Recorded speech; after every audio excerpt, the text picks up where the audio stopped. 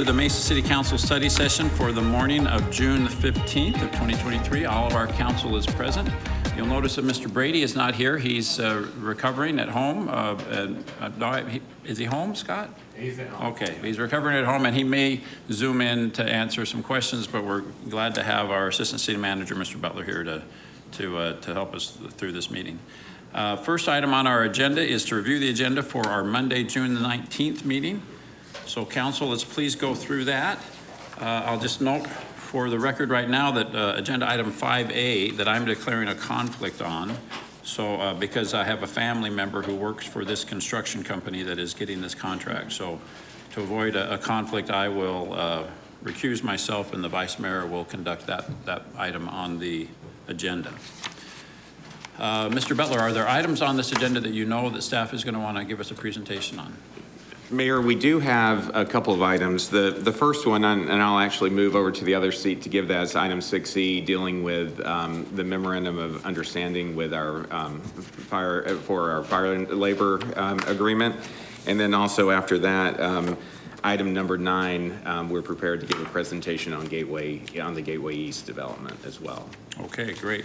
So I will just scoot Council, over to without an the objection, then why don't we hear those presentations, and then we can follow up with any questions we have after that. Sounds good.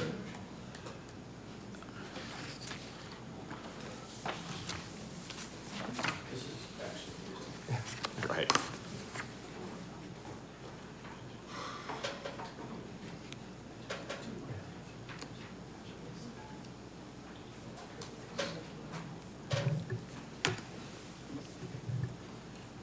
All right, Mayor and Council, glad to be before you to bring our second and final memorandum of understanding. This with the United Mesa Firefighters Association, and I know Trevin Crosser and Scott Figgins, I believe, are in the back of the room and have been great partners. And I just want to say from the onset, I really appreciate the attitude and the partnership that their organization brought into this process. Of course, as we work through this agreement with the Mesa Police Association, this was our first time dealing with the new charter provisions, and so it was a learning experience for, I think, everyone, just as we worked through this, but it was a real desire for collaboration and the goal to get to a place that everyone felt comfortable with.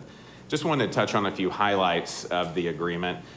The first of all, as we did with our agreement with Mesa Police Association, our first step was looking through the market analysis for where we stand compensation-wise with our peer agencies.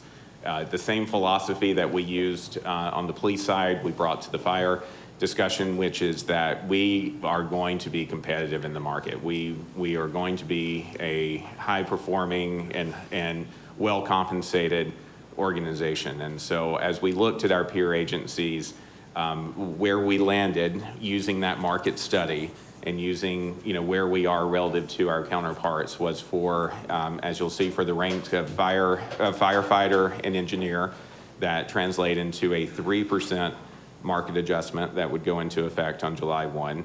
And then for the rank of captain, it was a 6% market adjustment that would go into effect July 1.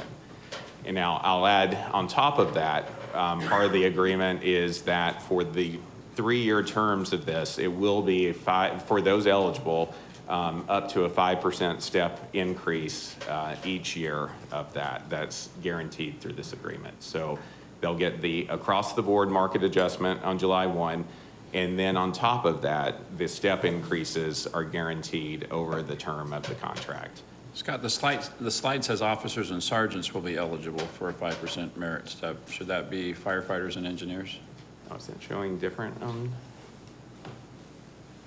Oh, I'm sorry. Yeah, that. Yes, I apologize. Right. That. I just want to make sure we weren't also including police in this discussion. Yeah, okay. Absolutely. I apologize. Thanks, Mayor. That was my bad. It's as I was adjusting the slides yesterday. Thank you for catching that. Yes. So that is meant to say that firefighters, engineers, and captains are all eligible for the 5% increase.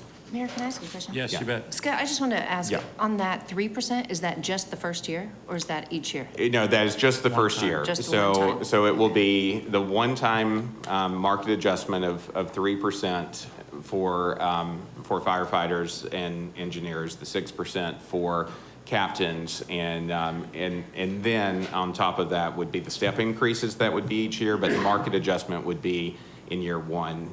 Now, similar to what the agreement is with fire, we would, in the second year of this agreement, do another market adjustment, or do another market study.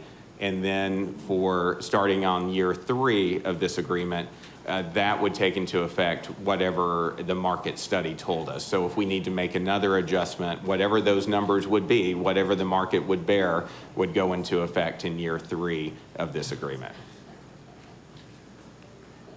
All right. And that, yes, and to that point, and I know that's key to some of the questions that I received individually from some of you. We talked a little bit about this, Mayor and Council, yesterday with the members of the Public Safety Committee as well.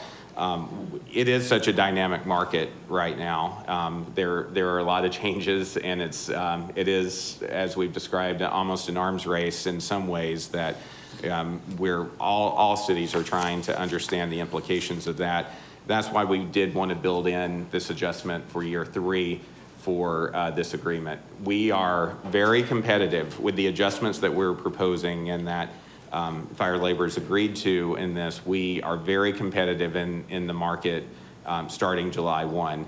But as things change, we need to adjust accordingly. Of course, the guaranteed 5% step increases over that time will be very beneficial. But then the market adjustment that would go into effect in year 3 will make sure that any changes that are happening in the near term with other cities will be taken into consideration. Another item that was discussed is out of rank compensation. There are times where we ask our employees to come in and potentially fill another position than their rank would otherwise ask them to. And so right now they don't receive additional compensation for that. We looked at what the market was and what other cities were doing.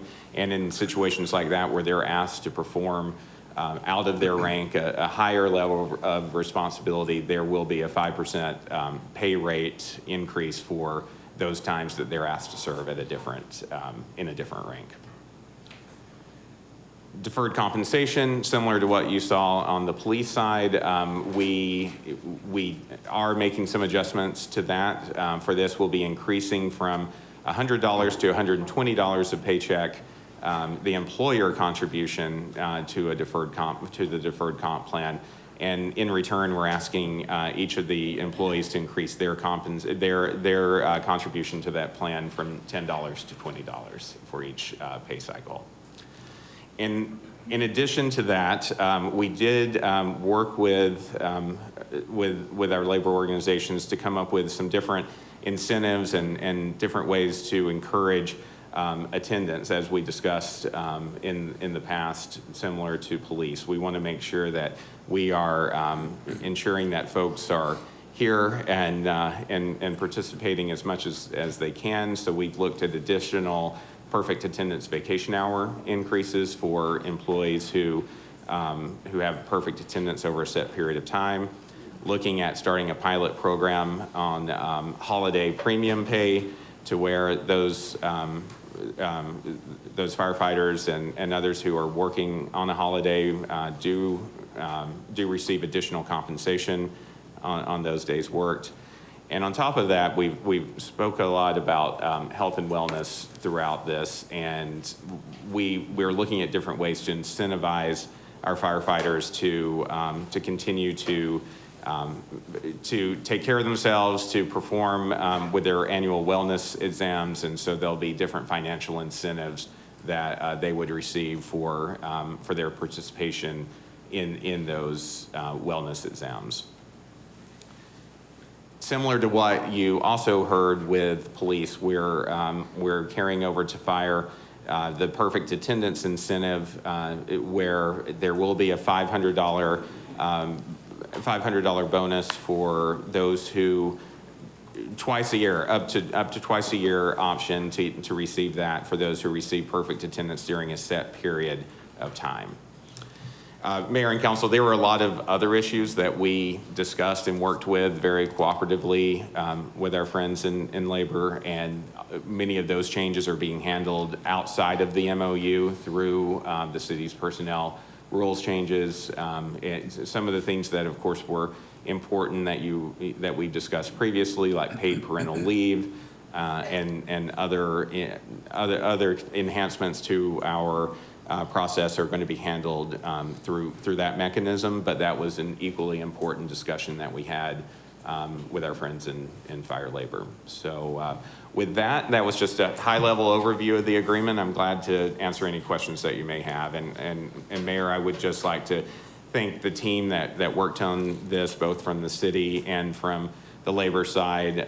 It took a lot of people to get us to where we are right now, from Terry Overby and HR to OMB and others who just put in a lot of time and effort to make sure that we were able to have a productive discussion. So thank you for that.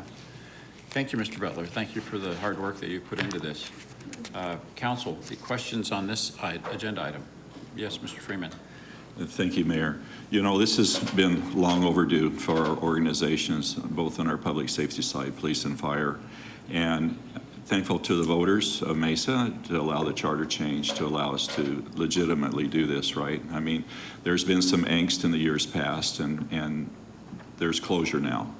And having a written document like this just will provide a lot of stability for the organization and increase the morale of the department. So with that, you know, thankful to the labor union and yourselves, city management, attorney's office, and everyone else involved, HR, as you said. So, I mean, seeing it come from nowhere to where it was, the angst and now closure, it's just makes me happy. Yeah. So thank you. Thank you.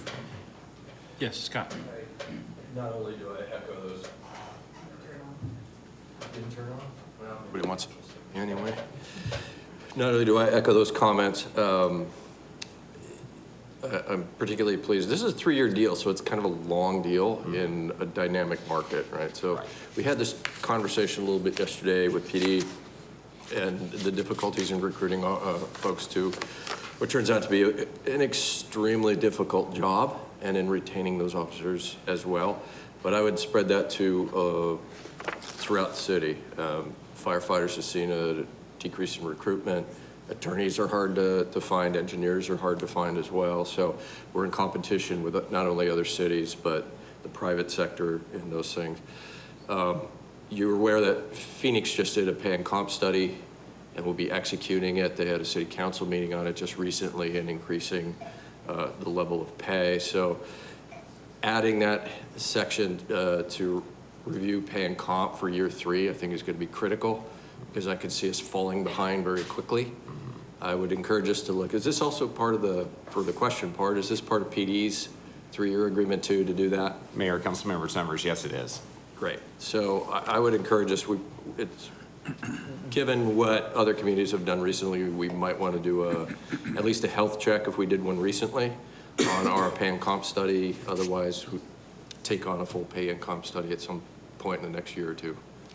And Mayor, Councilmember Summers, you're exactly right. Yeah, there's been moments during this process where we've been the top paid, and then changes will be made, and we'll fall down that list, and then we'll be back up that list again. It's been quite the roller coaster in that regard as we see other cities making changes, and I think you described it correctly. It's a really dynamic market right now, and that's why we appreciate it. At some point, we have to take a snapshot of where we are today and try to do right by our employees and where we stand today. But these check-ins will, for year 3, will certainly allow us to address any inequities that have popped up over the last couple of years.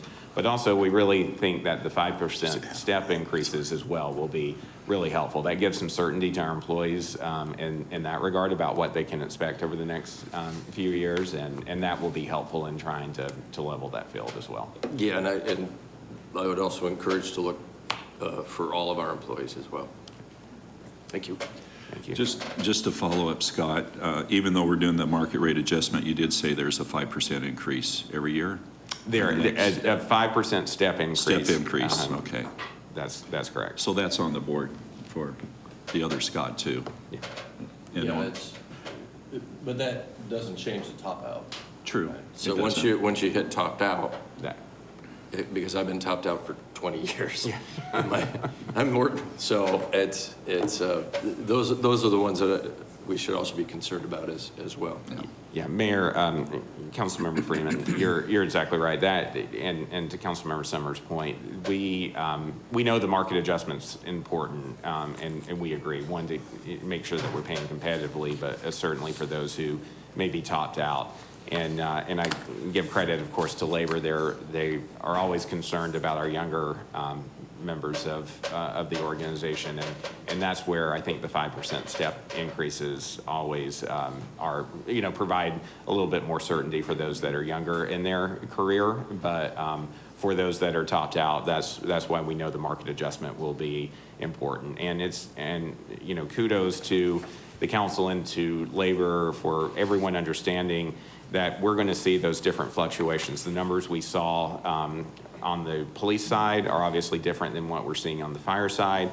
There's some reasons about that as far as adjustments that we had made over the last few years that have kept us more competitive. And even within the ranks, we see those different distinctions. And so that's why we've been committed to a true market-based approach to this, to stay competitive within the market, but to let the market dictate those numbers. And then we will make those adjustments as necessary to make sure that each of those ranks stay competitive.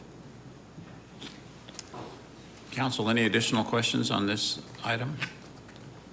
All right, thank you, Scott, and thanks again to fire labor and everyone in management that helped make this happen.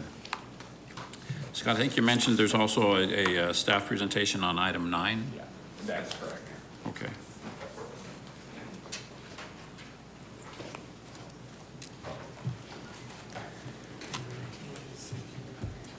Mayor, in addition to our familiar cast of characters that you're used to, I wanted to, of course, recognize Brian O'Neill, who's the Executive Director of Phoenix Mesa Gateway Airport. We appreciate Brian joining us today, and he might be a good person to lead off because as Director of the airport, what Gateway East means for the future of the airport, how it strategically fits in both for the development of the airport, but from an operations side, Brian's the best person to articulate that vision. So with that, Brian might be a good person to kick it off. Great, thank you. If I could, Ryan, if I could have, during your presentation, would you mind speaking to not only that vision, but what that vision looks like in quality and ultimately how this is going to create something special in Southeast Mesa for the airport and for the city? Yeah, Mayor Giles, Councilmember Summers, absolutely. I will certainly do that.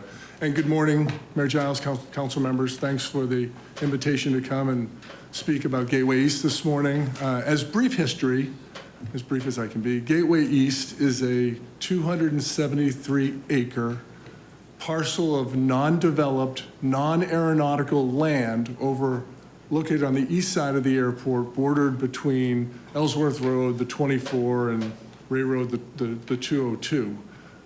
Several years ago, the authority released a solicitation looking for an experienced large-scale master developer to partner with the airport to develop a first-class airport business park where you would have high-quality companies in manufacturing, industrial, office, and commercial retail, bringing tens of thousands of jobs and hundreds of thousands of dollars in economic prosperity to the East Valley. So when we did that, we released the solicitation. We got 12 responses from very qualified companies or groups of companies interested in serving that role as master developer. And the evaluation panel was unanimous that through the series of interviews and elimination, they were unanimous that the Boyer Company, which is a successful, experienced, large-scale developer out of Salt Lake City, Utah, was the company that shared our vision for the quality development that we were looking for, that I believe the city of Mesa is looking for in those 273 acres. So we're real excited to have such an experienced and successful partner. If you look at some of the projects that they have completed around Arizona, you can see the high quality that they put into each project. I'd also say that there's a checks and balances available in this overall project because the Boyer Company has a 40-year master development agreement with the authority and a 40-year master lease. And so that gives them the right to earn their way over the next 40 years into developing the full 273 acres. There are performance landmarks that they need to hit in order to earn their way into more of the development. But I think it's important to point out that every time they approach the airport with a prospective tenant, they have to submit a takedown package, and that takedown package has to be approved by the Airport Authority Board of Directors before you can remove the acreage from the master lease and put it into a separate development lease.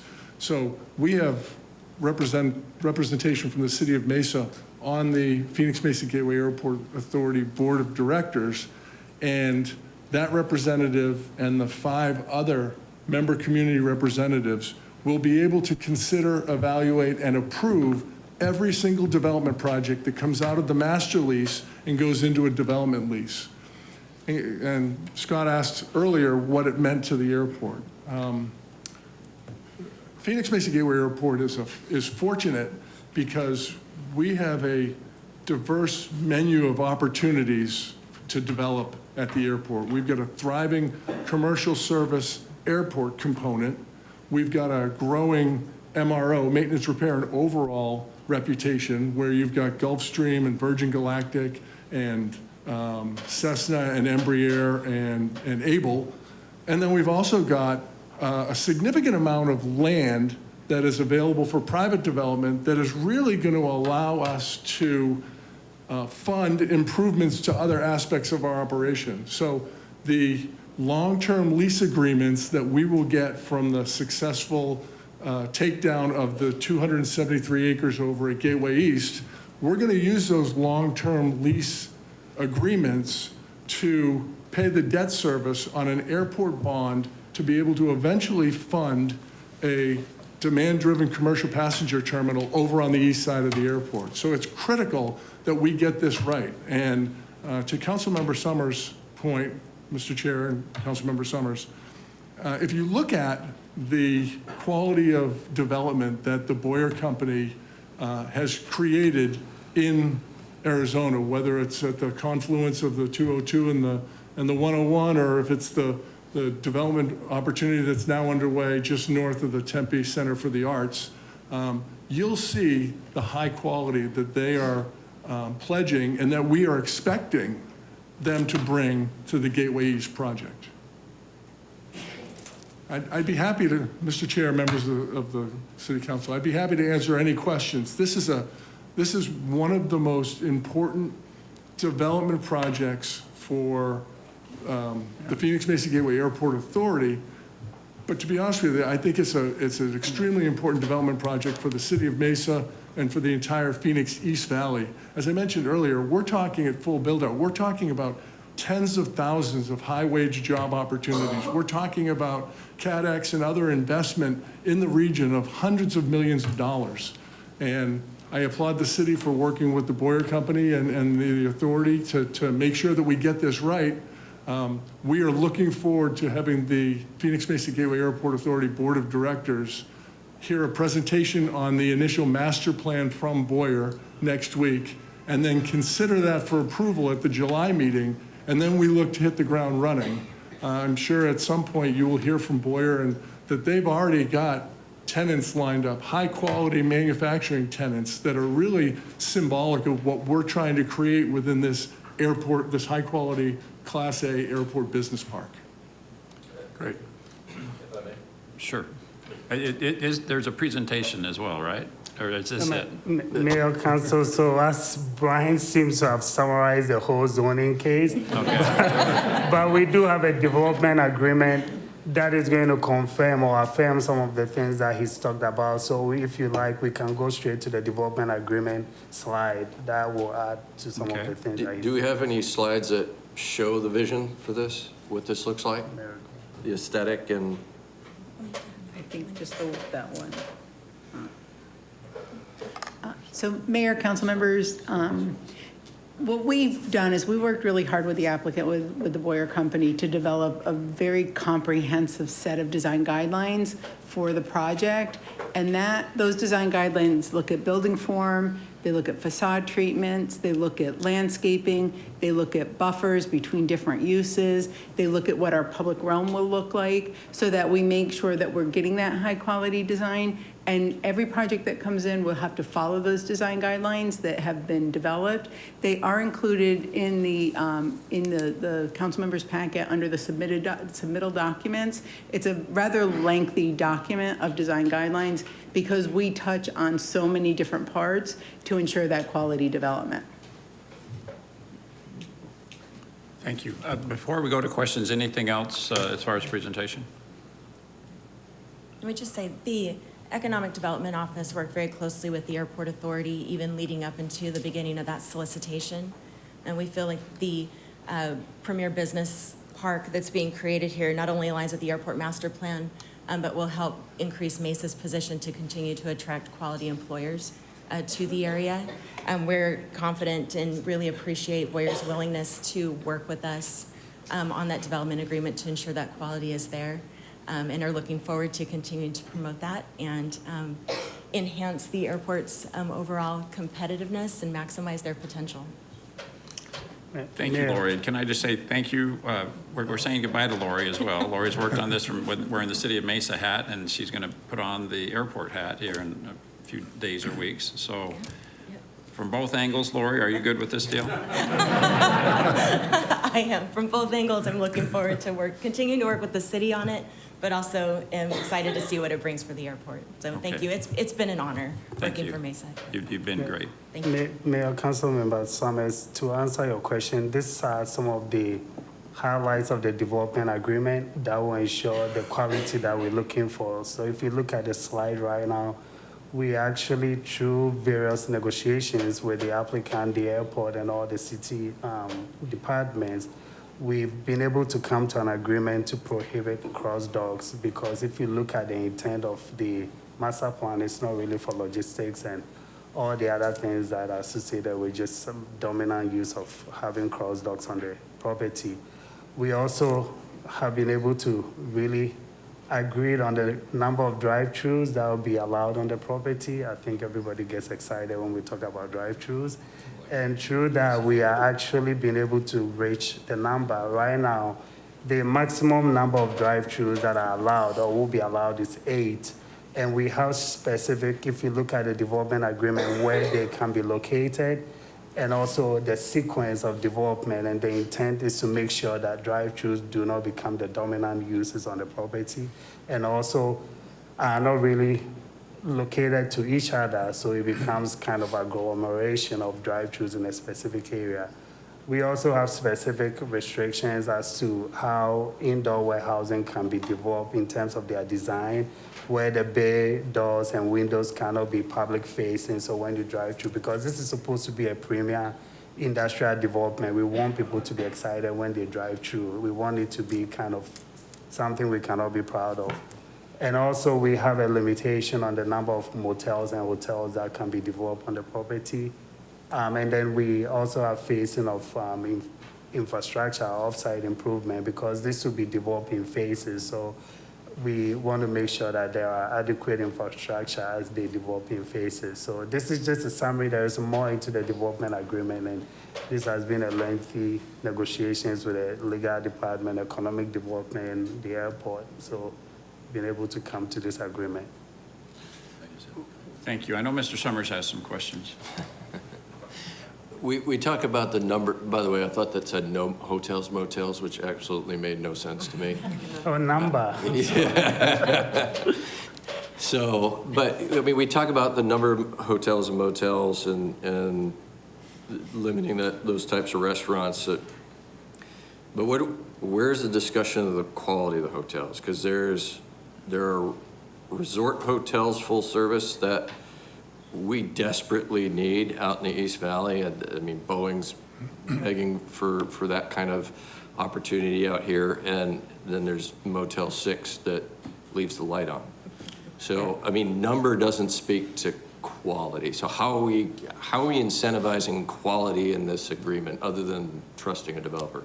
Mayor, councils, this is really a land use decision. In terms of the type of hotel, that will be an incentive that through working with the airport and economic development will be able to attract. In terms of quality also, we look at it from the design.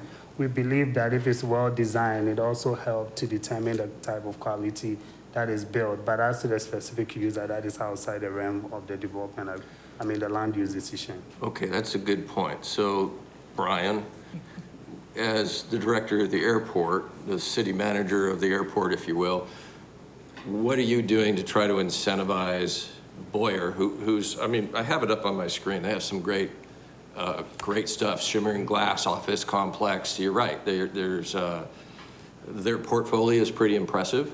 I think their ability to execute on that from an economic perspective, given how they finance these projects, from what I know, is pretty impressive. I could see why you go with them. But my concern here is that we've seen it before where a developer comes to Mesa and they say, this is my portfolio of the great things I want to do. And we approve the zoning and all of a sudden it doesn't look the way that their portfolio looks like. It's tilt up concrete and 3 colors of gray. That's not high quality development. So when I look at things like hotel, motel, or restaurants, what's your plan to execute to incentivize them to bring up the level of development, both in the quality and the service level? Sure. Mayor Giles, Councilmember Summers, I can't promise you the Phoenician 2 in the East Valley, unfortunately. I'll take a 3. But what I can promise you is that Boyer is working with the developer who has a large parcel across the street and working with the authority and working with Legacy Sports Complex to ensure that we are meeting the needs of the market. And I know that there are several different levels of a hotel that could be developed within the East Valley, and we certainly are going to push Boyer to reach for the stars and don't just settle for the 90-room kind of hotel-ette, but really look at the market, see what the market requires, and see if there's an opportunity to create something special with a higher quality, larger scale hotel opportunity. And I know that the developer across the street is looking to do that as well. So now all of a sudden it's going to be a race to the groundbreaking.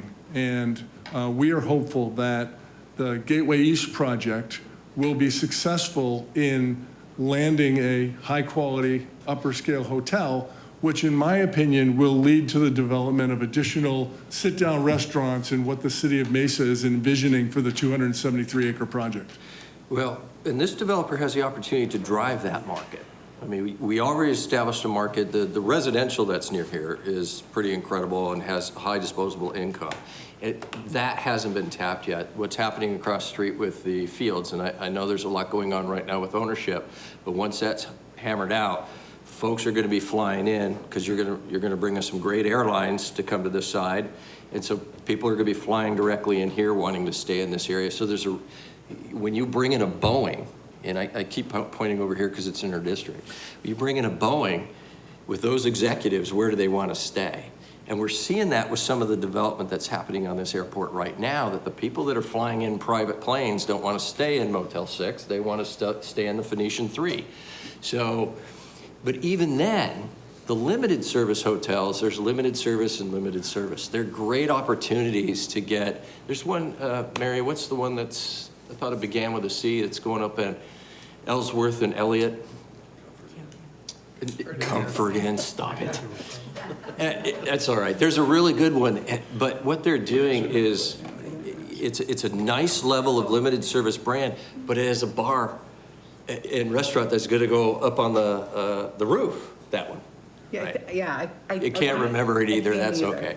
But that takes what's just a limited service hotel and makes something special of it. And there's an opportunity to do that too. And I think it's gonna fall to you to make this happen. It really is. To drive up that quality and say, hey, that's a great, let's do a hotel, but how do we make this more special? Not only for the neighborhood, but for the airport, because people love to sit on a rooftop bar and have a whiskey and watch airplanes land, right? Mayor Giles, Councilmember Summers, I agree with you. We've been working closely, and the city has been working closely with Boyer for a number of years. They have heard loud and clear what our combined expectations are for this development project. And I can assure you that Gulfstream Phase 1 is building a 225,000 square foot West Coast service center.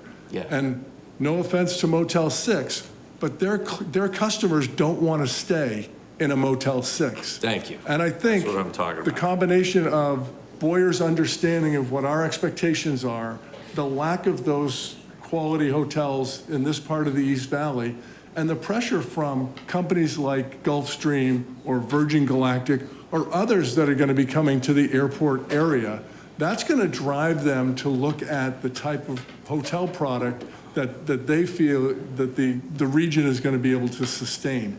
And again, and I think that's just the first domino to fall, because once you get a high-quality hotel product, you start to get those restaurants that are associated with a high-quality hotel, and it's kind of like a snowball running Yeah, down. no, I agree, and it's already started, and this is my point. Boyer's already starting to bring in some good ones, and we continue to focus economic development efforts on bringing in those types of users. They will drive the economy up and be able to bring it into something better. And this council recently approved, I think it was $100,000 for investment in trying to describe the market, broaden the market, and attract a higher level of retail, but specifically when it comes to restaurants. This is something the airport should be looking at. All these cities, we contribute $1.7 million a year, I think, annually to the airport. We've been doing that for a while. Our investment is paying off. I think there's an opportunity here to look at what the city has done to try to improve our position and market, and maybe utilize that to incentivize, to further incentivize Boyer, who has substantial capital in order to do these types of things, to start bringing in that higher level of stuff. So it's an active management, and you got somebody right here that's done this stuff before, right? She's had to deal with me on several projects, and this is thinking outside the box in a way for an airport, but emulating what we're doing here to really drive the quality that I think that we're demanding, and give me some comfort that this is going to move in a positive direction. Sure. Thoughts? Mayor Giles, Councilmember Summers, again, I agree with you. That's why Boyer was selected. That's why Boyer received a unanimous vote of support from the evaluation panel, is because they share our vision. And when I say our, I'm including the city of Mesa, our vision for a first-class airport business park. That's fantastic. I will say, there's some frustration in my neighborhood that, just the way the market has gone so far, just the somewhat of an eyesore of tilt-up constructions, that's 3 colors of gray that I referred to earlier. And I would like that not to be the case here when I'm done, because if that's all it is, and I'm not talking about aircraft hangars, but if that's all this turns out to be, there's going to be a lot of disappointment, I think, in the community. But I think you got a great partner in Boyer, right? They are full on dedicated to this. They're well financed. It's how do you work with them in unique ways to help get what it is that I think and I hope that this council wants in high quality design that really makes this a destination. Mayor Giles, Councilmember Summers, message received. Thank you. Thank you. I just want to Glad I could be jump brief. onto that a little bit, that I think we all can agree and we understand that they share that vision for high quality. They come to the table during this process with that. I think it's later in the process, it's later down the road where the vision tends to shift. There's an echo. Tends to shift sometimes, and I think, so that's great they share the vision today. What I look for is what are the assurances down the road? I know you cannot control land use and what goes in there, but have we done I want an assurance from everyone, planning and airport, that we've done everything legally possible to make sure that vision continues to be the vision during the entire process and doesn't change. Like I said, I've only been on this 5 months and I've seen it switch. It's a beautiful vision when you come to council and a year down the road, months down the road, the market dictates us a change, is what we hear. And it's frustrating. Yeah, Mayor Giles, Councilmember Goforth. This is a long-term development opportunity. We are, for lack of a better word, married to Boyer for the next 40 years. Boyer wants to continue to have an exceptional relationship with the authority and our partnership, an exceptional relationship with the city, because the city's going to continue to play a role in this throughout the 40 years that they're going to be married to the airport. As I mentioned to Councilmember Summers earlier, each development project is going to come before the authority board of directors for approval. And if we start to see, and without getting too far into detail, we've done this with our other master developer, Skybridge, Arizona, where they've come and tried to put a takedown package into the board that wasn't really fitting with the master plan that they got the board to approve. And we said, that just doesn't work. And they went to find another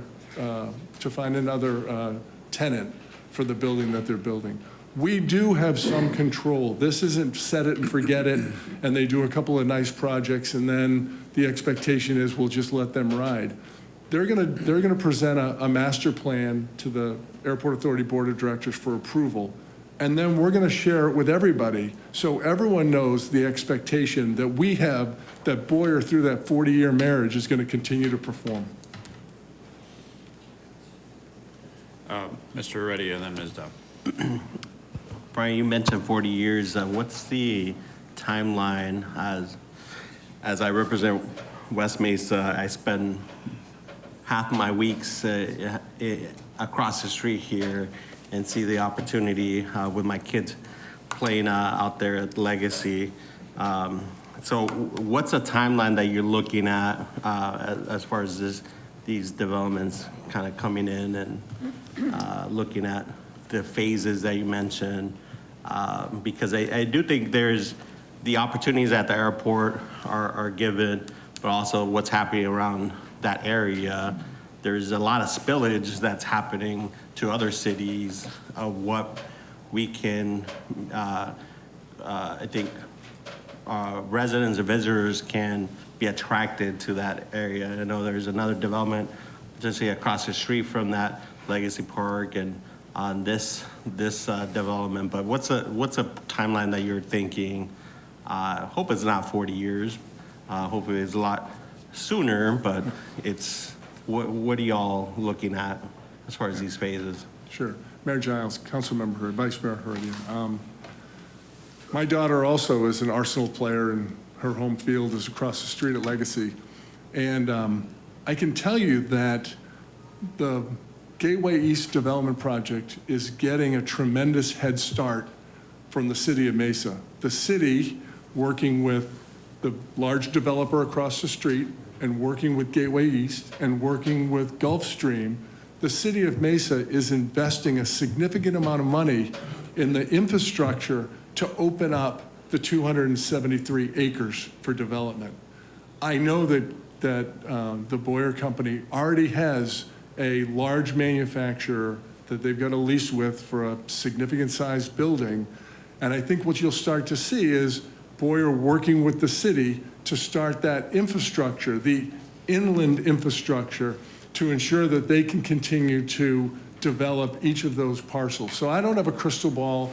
I'm not sure where we are in this wave of economic development cycle, but I can tell you that they've got a tremendous head start on other developments that we have at the airport because of the significant amount of money that the city is paying to not only put in the box culvert over the waterway, but to add the sewer and water, and then to create the first 1,000 linear feet of the new Gateway Boulevard, which is at that signalized intersection for Williamsfield Road and Ellsworth Road and now Gateway Boulevard. So that's already being done as we speak. I know that they've already got a tenant that is anxious to get going, and I think it's once you get that first tenant, you have to start putting in the infrastructure anyway.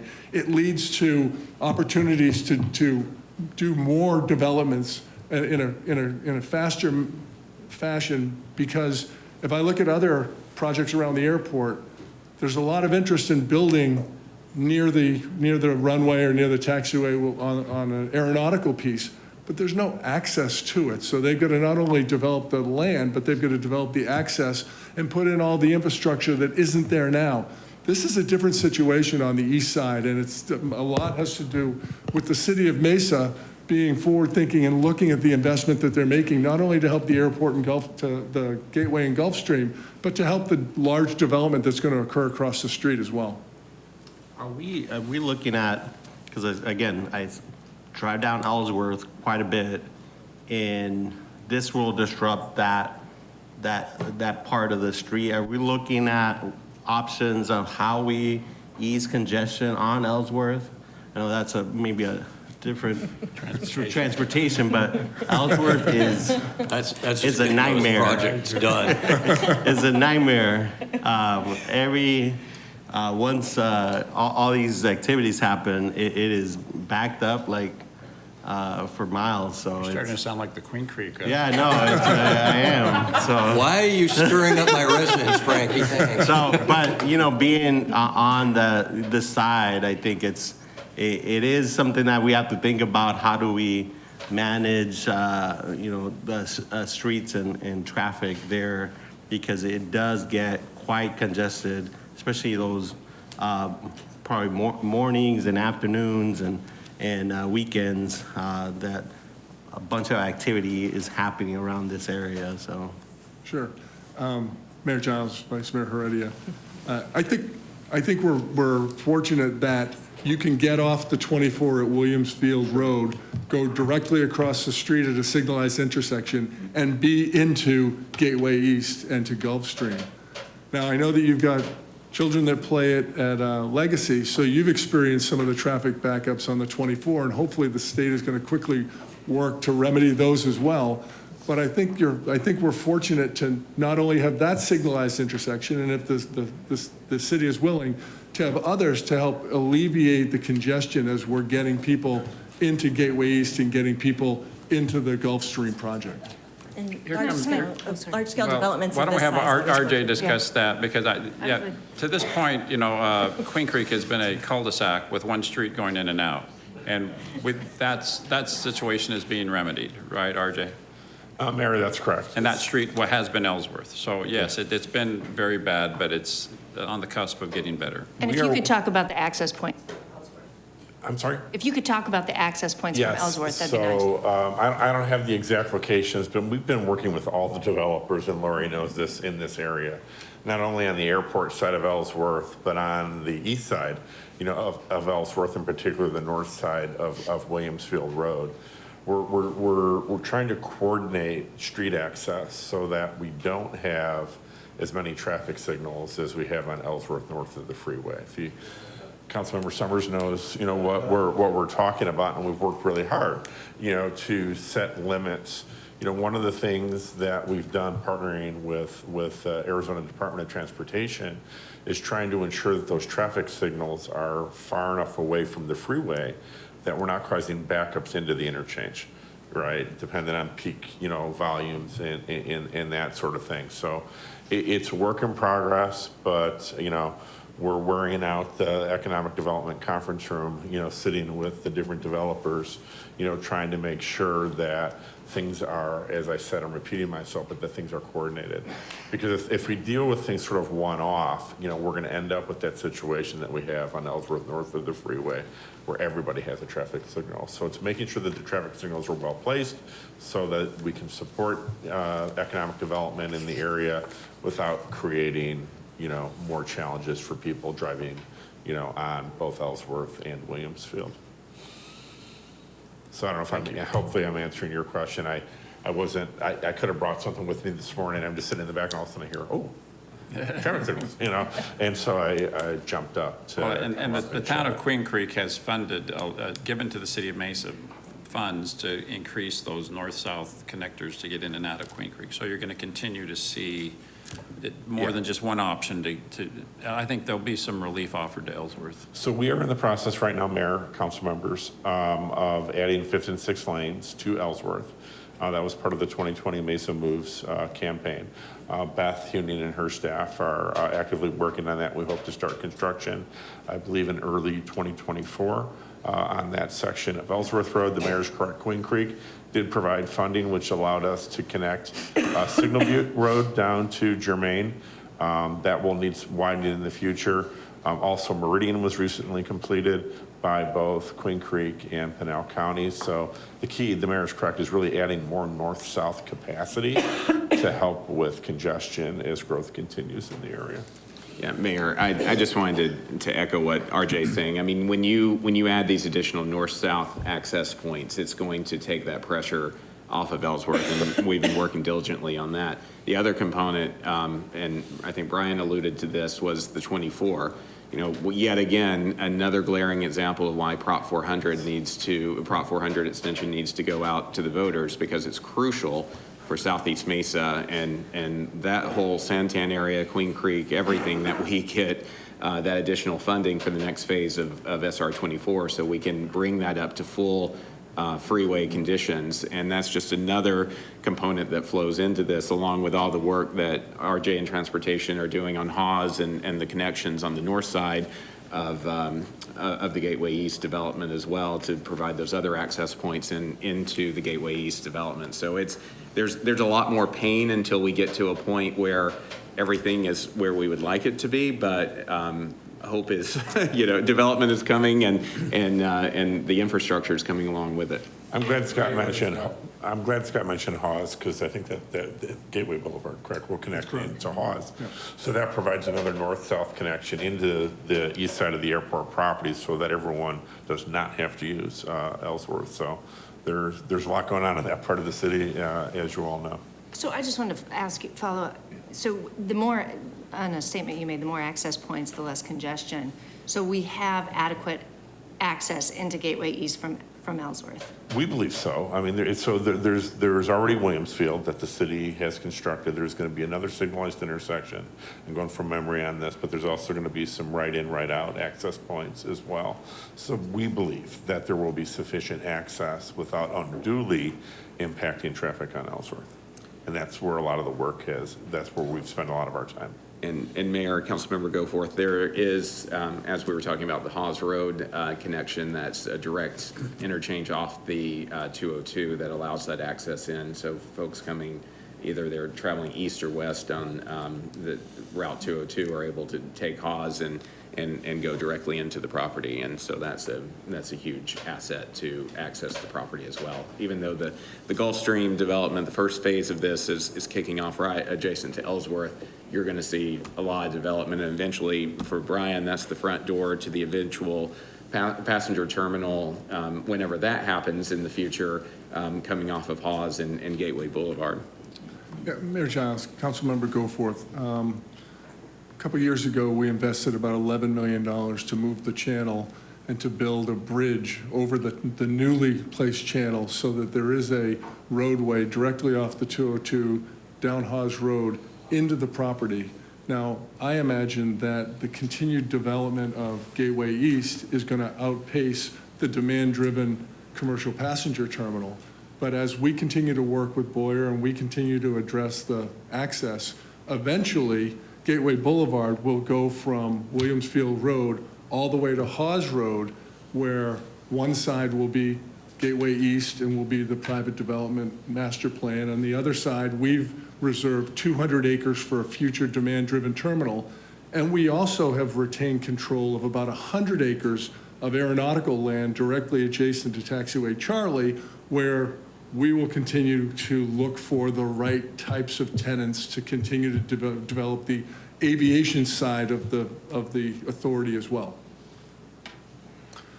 All right. Mayor, Councilman, sorry, I just want to point out, Scott brought it up.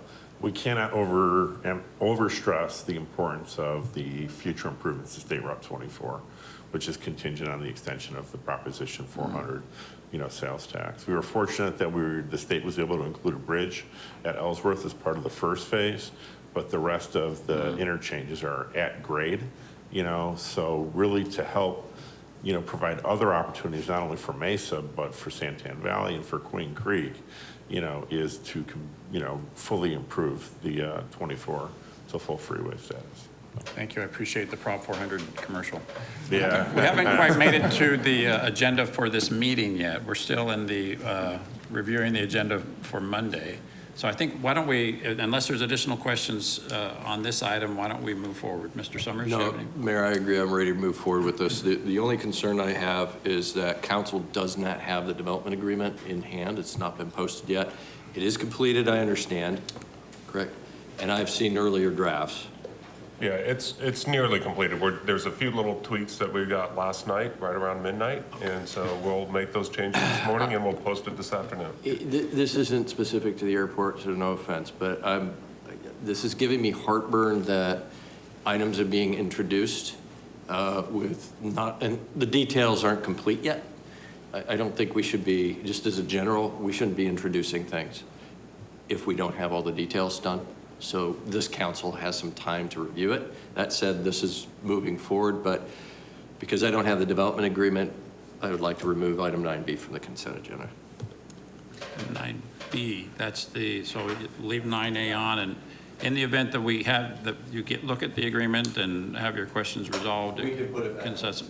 Okay. But for now, it's all.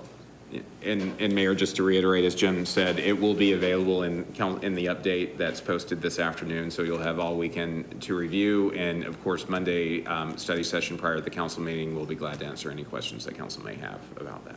Okay. Thank you. Let's move on, but thank you for the good work that's gone into this. Oh, I'm sorry. Before you conclude, go ahead, Ms. Duff. I just have to speak up, but I'll be brief. First of all, on the transportation mode, I understand the arterial thing, but to reduce congestion, if we can look at the interior roads into this development and make sure that we have adequate paths, bike path, scooter, whatever, on those interior roads, then it gives an option for, especially if you live in the area, to be able to work there, especially if you have service workers and manufacturing, stuff like that, to be able to not use a car and go 2 miles to work, maybe through a bike or walking. Right now in the documents, the 6-foot bike lane that's not protected thing. Just a review on the urban planning on the interior to encourage other mobility options to reduce the need of having to be in a car to even work here, let alone maybe the community wanting to bike here to have and go to the restaurant. I think that will also add the amenity to creating that community environment that you want for the sit-down restaurants. And I believe that really hammering in on the investments of the amenities along the streetscapes and the interiors. I know it's expensive, but because it's expensive to have lots of trees and the paths and using public art to make utility areas of, sitting or bike rack or whatever, it does increase the leases that are required in order to be there. And this is the restaurants and the hotels that you want. It is more on the upper end rather than the lower end. So you're setting the table for the type of developments you want in this area by investing in the inner infrastructure. That's basically it. Thanks. All right. Thank you very much. Thanks for all the hard work that's gone into that. Council, other, Mr. Butler, any other staff presentations for Monday's agenda? No, those were the only presentations, but we're glad to answer any questions about any of the other agenda items. All right. Thank you. Council, other questions for Monday's agenda? Mr. Summers. I'm going to skip a couple just for everybody's relief. Item 6A was interesting, setting the tax rate.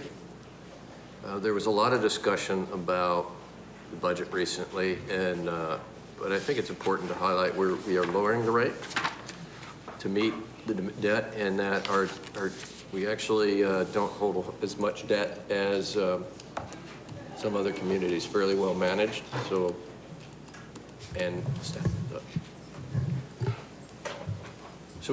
since we have staff, would you mind talking a little bit about the rate? The fact we're lowering it, correct? And then how we're doing as far as our debt and to per capita and debt as a matter of how much we're allowed to carry. Sure, yeah. Good morning, my name is Ryan Wimmer with the Financial Services Department.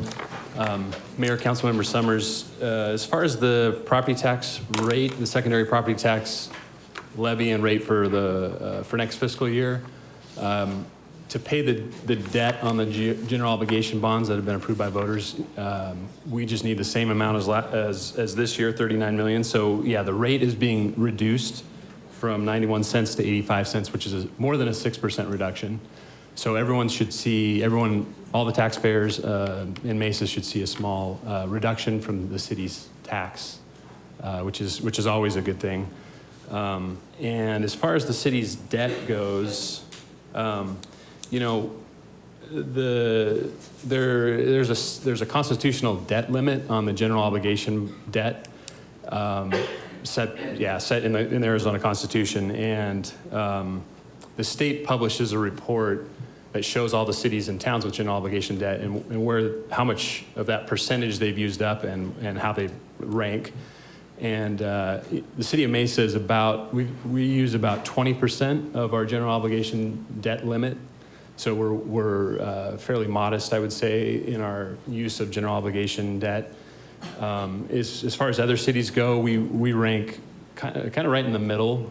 There's 18 different cities and towns in Arizona on that list. We're number 9.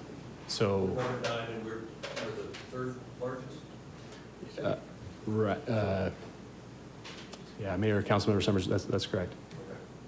Well, I want to bring this up because I think it's important to a discussion of being fiscally responsible. I think it's also important to say that our general obligation debt is something that we bring to the voters.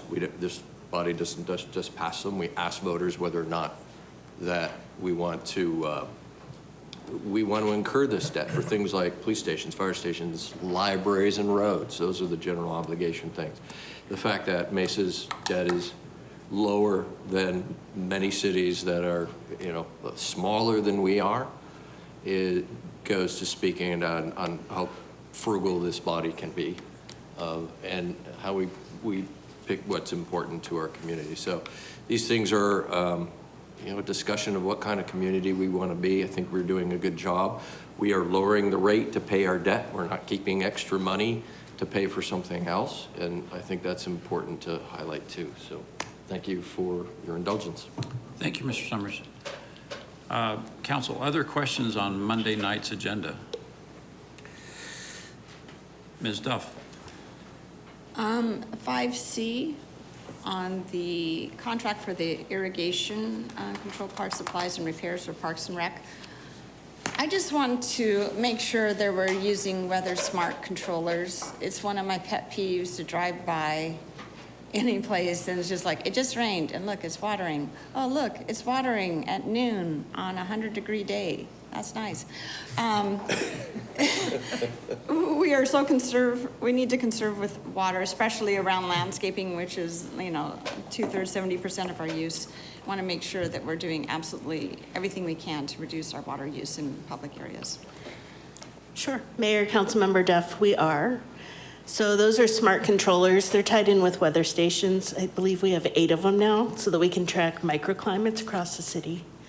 And they do adjust the irrigation automatically. When we have enough rain, to still sustain landscape. And so that's one issue. It's oftentimes not enough rain to warrant turning off the irrigation. But the other issue is our water service is small in a lot of those locations. I know the ones by my house, they run into the day because we can't get enough water down overnight. And so we're working on what we can do to upgrade those systems so that there is more water pressure to be able to run more stations through the night and be able to turn them off by dawn. But right now, those ones that you see running during the day are because we can't run enough of the stations to get enough water down overnight. I was by Sloan Park the other day, and it was midday, and the sprinklers were going. Is that an area that you can't get pressure? Some of them, they're doing adjustments. So I know at Sloan, we have a lot of problems with clogged irrigation sprinkler heads. And so they need to run them in order to see where they need to unclog them on a daily basis because of the amount of snails that are going into the irrigation system. Okay. So it is a particular problem up at Sloan. And so I can't speak specifically to what the schedule is there, but it is sized to be able to run overnight, except that during the day, we need to work on the maintenance of it. Okay, thank you. Thank you. Mr. Summers? Yeah, Mr. Butler, maybe I'll just direct these to you in the interest of time, because they're more comments than anything else. Item 6B, I have no problem with that. Item 6B is for the material recovery facility and transfer station. We have issues with fires in these things. I just had one in my district that's a little different. It's a mulch recycling, but I want to make sure that as part of this, these monies and design, we look at fire protection techniques, innovative fire protection techniques, and possibly even some agreements if we have to dig some material out that we can quickly get to the seat of the fire and put these things out. So I just want to put that buzz in people's heads that we can do that. Let's see. North. Item 12A is Pursuit Park. It's not a park. It's an industrial park. It is located in industrial zoning, that's fine. But it abuts residential neighborhoods to the north. So it's against the power lines, Signal Butte where the power lines are. So there's some residences here. We've had some permit issues lately where nighttime permits are being issued, and it's creating some concerns with the neighbors where they're getting light and vibrations and noise as they do the tilt-up construction. I want to be very respectful to the neighbors who live here. People go to school, people go to work, so I don't want to see unnecessary 24-hour work construction going on in these neighborhoods that interrupts people's sleep. Everybody has a right to a little bit of peace inside their home, so if we could just attend to that. And then, let's see. I would just, there was an item here on adjusting some fees, one of which was the permitting fees, alarm companies, that kind of thing. I can't remember what item it is. I would just like to take the opportunity to say that dimes is a challenge. I've had constituents complain, and it's happened to myself. I tried to register my alarm on dimes, and we gave up. I walked in with a physical check. That computer system, which should make everybody's life easier for permitting, doesn't work. And we need to, I don't know whose responsibility it is, but we need to address this thing.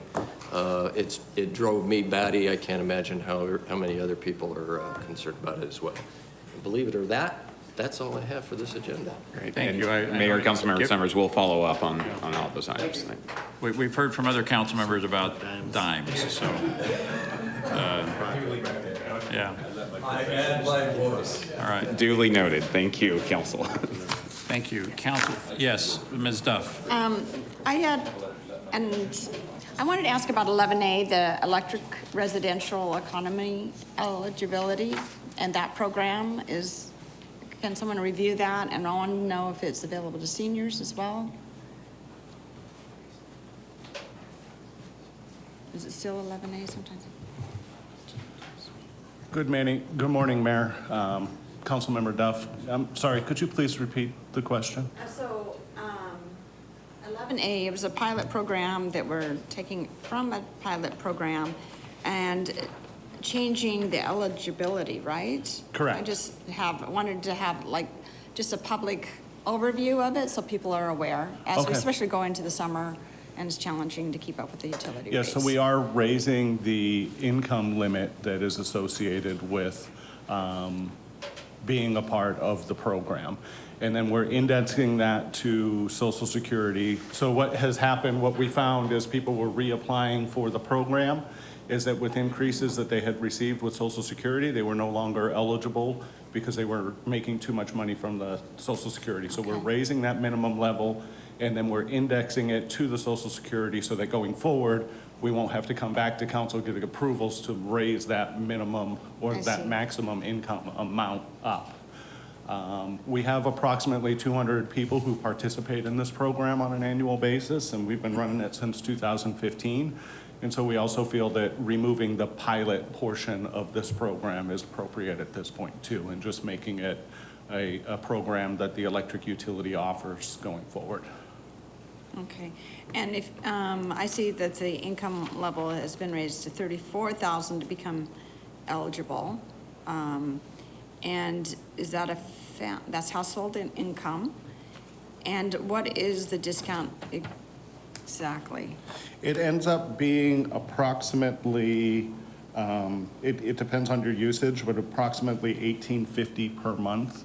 And that's for the months of June, July, and August. So that's 3 months. And then that shows up though on your bill the month after. So July, August, September, it actually shows up onto your bill. But it's the 3 months of energy use in June, July, and August that you receive the discount. We have a senior program, it was like a few weeks ago, I'm trying to remember, I should have looked it up. Was that related to electric or water? I'm not sure Okay. exactly. All right. Anyway, I'll look it up. Okay. See how it works together. Okay, thank you. Thank you. I expect we'll discuss that again also in the fall when we're talking about utility rates and opportunities for low-income folks. Okay. Thank you. Council, other questions on Monday's agenda? All right, thank you. Let's now press forward with item 2A. It's a presentation and to receive an update on Mesa's American Rescue, also known as ARPA, funding. And Mayor, Council, as folks come up for item 2A, I just wanted to note that item 2B it will be postponed until next week. Poor Amanda Freeman was out sick today, and so we needed to postpone that till next Thursday. So so that will be coming back, but just separate from the rest of the ARPA discussion. All right, thank you. Good morning, Mayor and Council. I'm Irma Ashworth. I'm the Finance Director, and I'm here to give you a quick update on the American Rescue Plan Act. The city has received, as you know, American Rescue Plan Act dollars. There are 4 broad categories of eligible uses. The funds that the city has chosen to allocate to the 2 main areas, responding to the public health emergency or its negative economic impacts, and providing premium pay to essential workers. This is kind of a snapshot of where our current ARPA projects are planned to be spent. Public safety support's about 10%, household assistance 21%, small business assistance 24%, homeless support programs 26%, and then SCADA and cybersecurity, the premium pay, as I mentioned, then we have a little bit of contingency in case some of the projects go over budget. This is an update on the various projects that we have, and the expenditures are as of May 31st. I'm not going to go through all of them. I'll highlight a couple, but if you have questions, I can answer some questions on that. The PD Real-Time Crime Center, ARPA is funding a lot of the technology and software maintenance that goes with that. The Public Safety Mental Health Response is another program. You'll hear a presentation on that next week. And those are some of the main ones for the public safety support. In the homeowner small business assistance, the largest amount is the energy commodity cost, where we are assisting the homeowners and the businesses within our area in the cost of energy. Wi-Fi and mobile broadband, you're familiar with that program. $6 million of that is being funded through ARPA. We also had the United Food Bank food distribution contract that we brought to you a few months ago. That's about $5 million. The Restaurant Food Business Incubator Program, you'll have a presentation on that today. Same thing with the Mesa Small Business Lab, Learning Lab. There's a presentation on that today. The next big types of projects that we have are the homeless support programs. We have the Off the Streets program that's been going on for several years, and the funding is expected to keep going with that program until the end of the ARPA fund eligibility time. Transitional housing is a big item as well, and Natalie's here to have a presentation on that for you today. There's also the hotel that you're aware of that we're in the middle of, in the process of purchasing, and then the premium pay for essential workers. That was twice that we did that, and it was the essential workers that mainly police, fire, but also utility and other workers that couldn't come into work. So those were the, have to go to work, I should say, can't work from home. What are they considered the essential workers? So those are the main projects. And then as a reminder, we have to obligate all our funds by December 31st, 2024. Obligate means we have a contract in place. And then all the funds have to be spent, and or the performance of it has to be done through December 31st of 2026. Thank you. Ms. Pillsbury.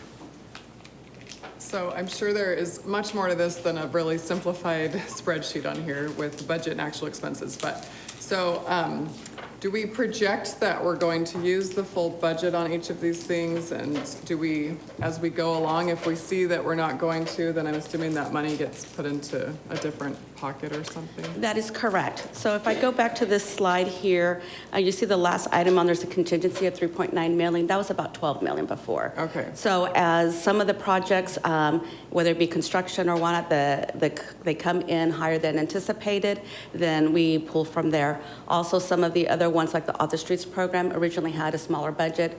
The city manager decided to allocate more to that program. So we use that to where we can fill some of the existing projects because we know that we'll probably need more funding for them. And so with everything on this spreadsheet, is it all contracted already then? No. No. No. Yeah, I didn't think so. No. As of May 31st, we have about 63% of the funds have been obligated. Okay, and so what is the plan if, like, I mean, since we have to have it all contracted through December 31st, if we can't get things contracted, what do we do with that extra? If we can't, Not that as there's of probably this- going to be like a lot of extra money. If we can't, as of December 31st, 2024, I mean, we'll obviously be looking at it beforehand. We can't look at it that month, but we can find other areas to spend those funds. I don't have any concerns that we won't be able to use it. There are a lot of eligible uses for the ARPA funds. These are the ones that we focused on, but there would be other areas.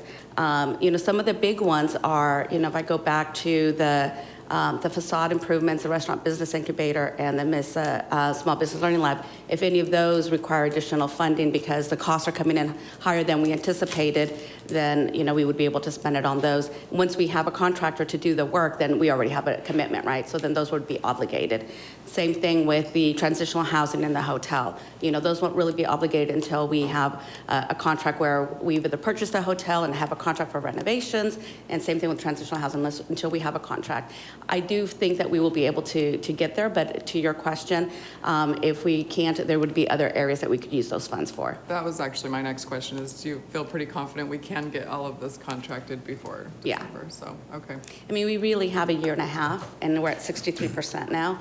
Any one of these could happen within the next 6 to 8 months, and then that would obligate them. Okay, thank you. Mayor and Councilmember Pillsbury, I'll just add, and Irma and her team have been watching this closely because there are a lot of other eligible uses, as she alluded to. So even as we were monitoring the congressional debt ceiling deal, there was a lot of talk about rescinding some of the COVID-related funding that went out to entities. This fund was protected, so it was not something that was part of the deal. But had it been, there were other uses that we might have been able to quickly pivot to make sure that we weren't giving any money back and using it for the prescribed federally designated uses. So they've been monitoring this very closely, and we'll make sure that this money is put to good use over the next year and a half.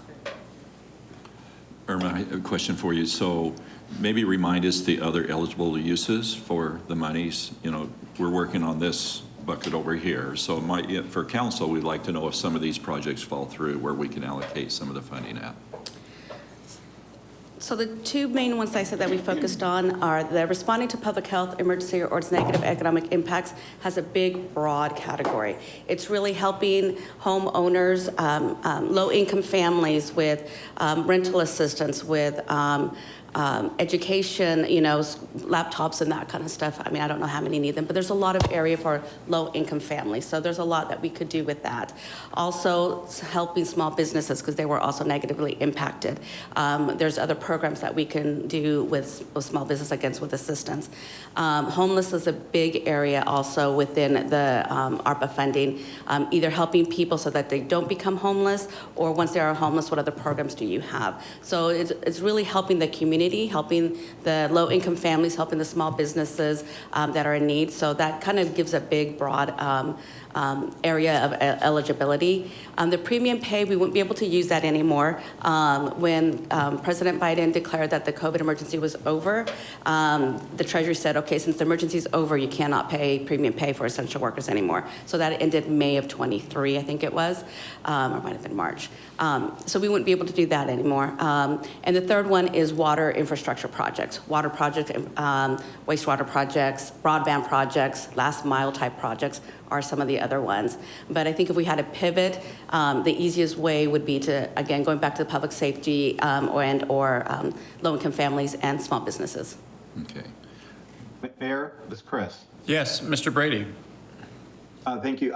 I just want to assure the council, I think all the projects you see before you, some of them we've already had to scale back because of cost overruns. And so I would say that everything you see on the list today, we're trying to stay within budget, and even with that contingency dollars, we'll probably end up tapping into that for a lot of these these construction projects, and especially the housing homeless program. So I think we're just holding on to that contingency to allocate to these projects that we know are going to need additional funding, but we're trying to balance it out with everything that's on this list. So I don't know that there's capacity to add more programs or more projects. Frankly, we're going to be in a pinch just to complete the projects that are on this list. Thank you. Thank you, Mr. Brady. I guess that was part of my question, is whether we're going to use the monies up for what the projects are listed here. And I just asked a question about food insecurity. Would there be any funding for that, or is that part of the programming for ARPA? Food insecurity, that's where that we did use some for the United Food Bank. So we have the $5 million for that. Yeah. So yes, it would be helping food banks. It would be providing meals to low-income families, that kind of thing. Okay. Thank you. Thank you, Irma. Council, any other questions on this agenda item? All right. Thanks for the update. Again, we're skipping over 2B, and we'll hear about that next week. 2C is a presentation and to receive an update on the proposed transitional housing project at the East Valley Men's Center. Welcome, Natalie. Good morning, Mayor, Council. I'm joined here. Welcome, Mr. Hughes. Yep, with Mr. Mike Hughes, who's President and Executive Director for A New Leaf. The project that we're going to be talking about this morning is in partnership with them and proposed to be at the East Valley Men's Center.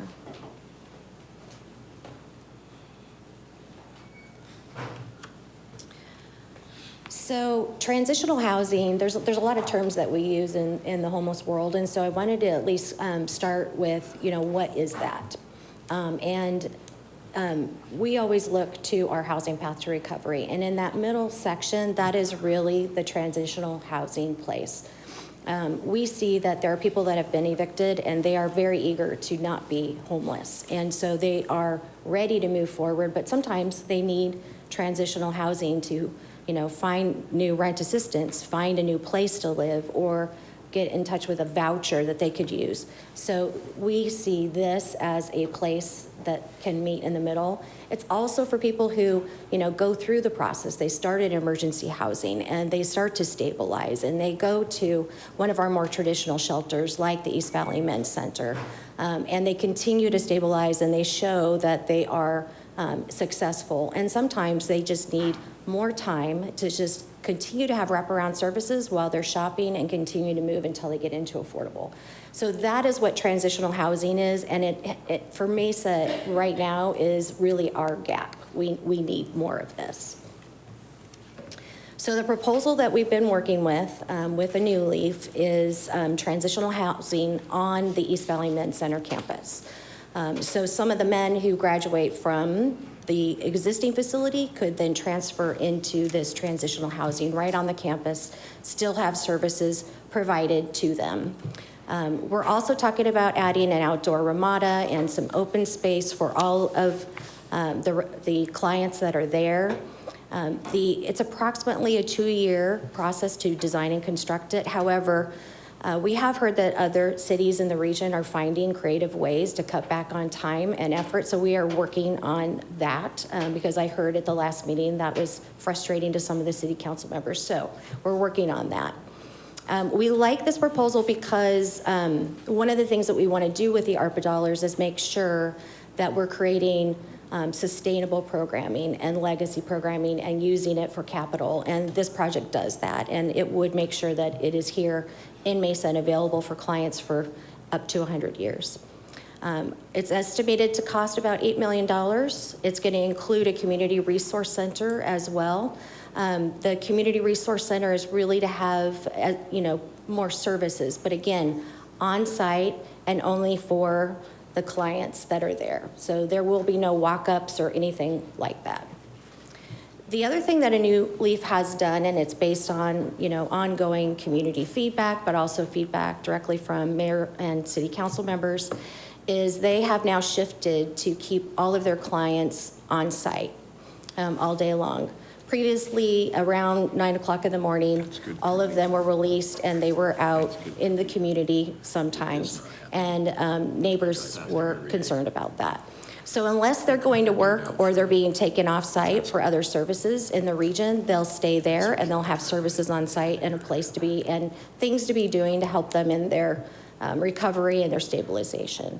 So some of the things they'll have are things like basic outpatient health services, which we feel could also help us reduce the need for Mesa's 911 and fire medical response, case management, meetings, planning, intake services, and the plan is to connect to other off-campus things like the Workforce Center at Mesa and other existing services. So this is a site plan, and it shows you where the existing campus and services are currently at, basically on the south side of the property, and the proposed concept area, which does include the apartments, it includes the Ramada, and it includes this new community resource center. This is located on county property. But because they are using ARPA dollars, or the proposal is to use ARPA dollars, we will still have an agreement with them and have a very heavy presence and influence on how it's designed and how it works for Mesa. This is a concept rendering of what they're looking at right now. This shows the Ramada, shows a little bit of the Community Resource Center here and the units in the back. So next steps for this project, we will be bringing a funding agreement to City Council. So that will, to Councilmember Spilsbury's question, officially allocate the funding before the end of 2024 so that those dollars are then obligated. And we will be providing ongoing technical assistance and oversight to make absolutely certain that the funding is used for eligible purposes and make sure that everything is fully expended by the end of 2026. A New Leaf's responsibilities will be to secure the county entitlements, to retain and manage a design contractor, to coordinate and manage a request for proposal for the construction, to purchase and install all the fixtures, furnishings, and other things to move in, and to take care of the ongoing operations and maintenance. And I did just want to note that they would plan to compete for other federal dollars during our more traditional annual process. But we have not provided a guarantee. It would be part of that competition. So with that, I wanted to just see if council had any questions for myself or for Mr. Hughes. Thank you. I noticed that, well, go ahead, Ms. Pillsbury. Well, I noticed the estimated cost is $8 million. I remember thinking the city's budgeted allocation for this project was in the neighborhood of $2 million. No, we've got the ARPA funds for the entire project. That's great. Next question, are there any limitations on us using ARPA funds for capital projects outside of our city limits? That would be my question. I was I'm gonna let Irma talk about that, but we don't believe so. Okay. Yeah, and Mayor, we already spend federal dollars at this site today. Okay. CDBG funds, we've paid for a kitchen out there, we've paid for other facilities out there, so. Great. I just want to make sure we don't get an angry letter or a letter asking us to repay the federal government because it violated some technicality. Mayor, is this on? Yep. Okay. You can use construction, obviously, with ARPA funds, but they do have strings attached. All our federal dollars have strings attached. They have to follow the federal rules, and they also have to follow state and local statutes as well. A big part of the federal funds are competitive bids, and so that kind of limits our ability to do certain projects when we have that restriction. One of the items that we've discussed with this particular project is we would actually have a contract with New Leaf, and they would be the subrecipients, or they would be the ones that are contracting the subcontractor. Now, they still have to follow the same rules because they will be audited since they're getting federal funds. But at that point, we are, our obligation is to New Leaf and then monitoring them, as Natalie already mentioned, because we still have to make sure that they're following the federal rules. Mm-hmm. But to, echo Mr. Brady's comment, the city provides federal funding to a New Leaf every single year in some way, shape, and form. So we do not see this as a problem. Okay, great, thank you. Ms. Pillsbury. So this would just be for the men who live currently in the shelter to transition into these housing units? Yes. And what time period do we think we would let them stay in the transitional, like a couple of years or? No, probably 6 months to a year. Okay. And then our goal would be to transition them out into some type of transitional housing, rapid rehousing, some type of more permanent housing. And I know we always talk about like the vulnerable homeless population, which is like single moms, kids, elderly, and so this doesn't hit any of those areas. But is this something we're seeing that we have nowhere to send these men as well? Yeah, we, in Mesa, we are seeing more of those vulnerable populations and more women.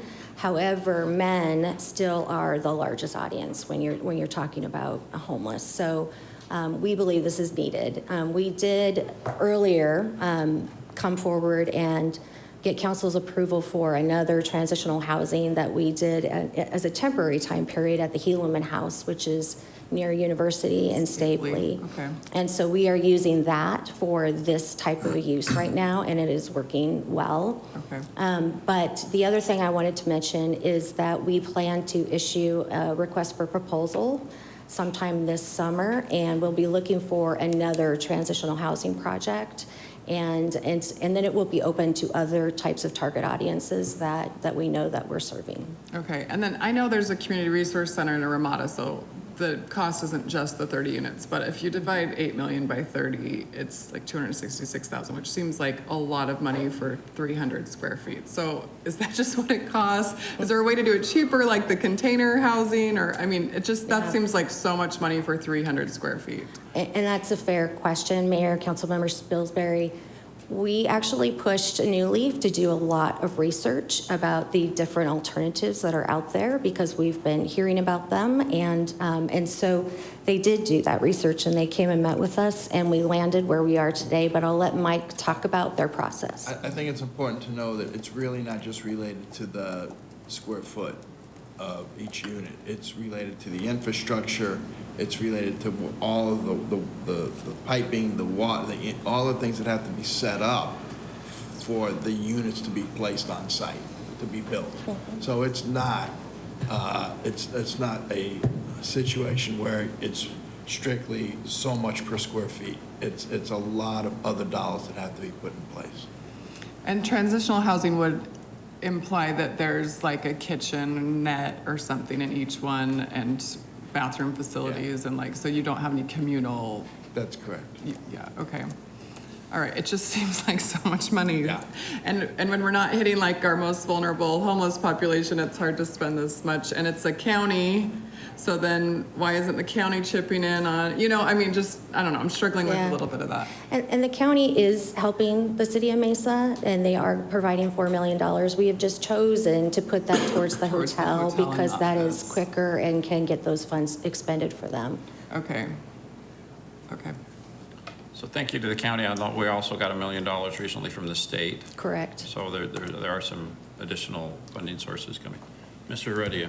Mike, does this expand capacity for the shelter? So as you're moving toward people to these units, does that open up some beds in the shelter, or what's the idea there? Is it okay? Yeah. Okay. It does. And as far as I'm aware, I think finding places for male homeless is really tough. I think a lot of people do want to serve the vulnerable, like children and families, and there's a little bit more, I think, resources or opportunities to get that type of housing, but males is a little bit harder just because of perceptions and the environment that I think people connotate with male homelessness. I think it is tough to get them spaces to live, and it's been tough for years. So I think this is a definitely needed approach and strategy to expand a little bit capacity and provide some place to transition a little bit longer for these folks that are wanting services, right? So. Mayor, Vice Mayor, we agree, and the thing that I like about this whole approach is it really helps us watch and monitor these clients on the continuum. So we're basically getting them through the emergency process, through the transitional process, and into some more of a stable, semi-permanent housing solution. And so we're hoping with that kind of process and system in place, it'll be stronger, it'll be more successful, all of those things. Thank you. Ms. Duff. So I assume in the transitional project that enrolling in a program will be required, so it's just Yes. not housing? It'll be definitely the expectation. Okay, okay. I appreciate that, like you said, this continuum here. I wanted to also ask, though, I spent some time with some COPA navigators at PAWS one day, and they said there's no women's shelter, and they're very vulnerable on the streets for violence against them. And then they said there was no options for families. And we don't realize it as much because these populations are more hidden, because you are more vulnerable if you're seen. And then the third part of that is, have we considered doing a pilot or something and allowing people to be in their cars or RVs? I've seen a model that was used in San Francisco where they took a parking lot that was not being used and allow the cars and RVs, and then they had it managed. They had a service provider, like I can't even think of it, like a CBI or something like that, that had a centralized community area, bathrooms, showers, and people there who would check in on them. There was rules, getting them transitional, get them transportation to work, and whatever their issues are, and getting them, that was their last form of housing, was their vehicle. And getting them from out there, because we do, on every street, we can see, especially around here, I can see RVs and cars with people living in them. And there's a lot of issues with that with the neighbors, and they're struggling. Have we considered a model in order to help that population? Yeah, Mayor, Councilmember Duff, we have looked at lots of different models, and including the one that you're talking about. as we looked at balancing what these funds are really trying to be for legacy purposes and sustainability, and we thought about the East Valley Men's Center, the campus itself right next to Mesa, what would be the best for minimizing any impacts to the neighborhood and the surrounding area. The approach that we're taking here, we just feel best about. It'll minimize operation and maintenance costs. It does a lot of things to help us in the long term. Some of the conversations about the proposal and model you just talked about could be something we talk about with our faith-based agencies. That's happening a lot nationally, where faith-based agencies basically invite people to park overnight so they're in a safe space, or take their RVs and park there and have on-site services at the same time to try to connect them to services while they're there, but also being safe. So the mayor is, moving forward with it Together in Service, and those are some conversations that may be able to continue. Thank you. Together in Service, I think we all enjoy this new logo we have of Together Mesa, and we're kind of branching out from that, and Together in Service is an idea we're fleshing out that we'll bring back for engaging with the faith community, because that is one of our strengths as a city. So I think our approach has been all of the above, to this. So I love the idea of expanding to maybe a supervised parking situation and adding that to the menu of services. Ms. Goforth. I just had so the East Valley Men's Center, I assume, serves the entire East Valley? Is it majority, do we know, Mesa? Yes, the majority are. Okay, because I was going to, are there any other cities helping to fund this project? We do get funding from Phoenix, we do get funding from Tempe, we do get funding, I believe I'd have to double check, even from Fountain Hills a little bit. So we do reach out, and we get money from the county. And in Gilbert. Yeah, and in Gilbert. And that's just for your ongoing operations? Yes. But this project in particular, is there any funding other than City of Mesa, ARPA? Yes, Mayor, Councilmember Goforth, not at this time. We have had some very preliminary conversations with the City of Tempe, who were interested in potentially helping to fund it. All of the cities and towns are looking at lots of different solutions and using the ARPA dollars in similar ways that we're talking about today. And so, my hope is that we do the very best we can from Mesa's perspective and have a really robust local program, and really hope that the regional system helps to supplement what we're doing here. And so some of that conversation is, Councilmember Duff talked about women and not having an actual shelter like we do for men at the East Valley Men's Center.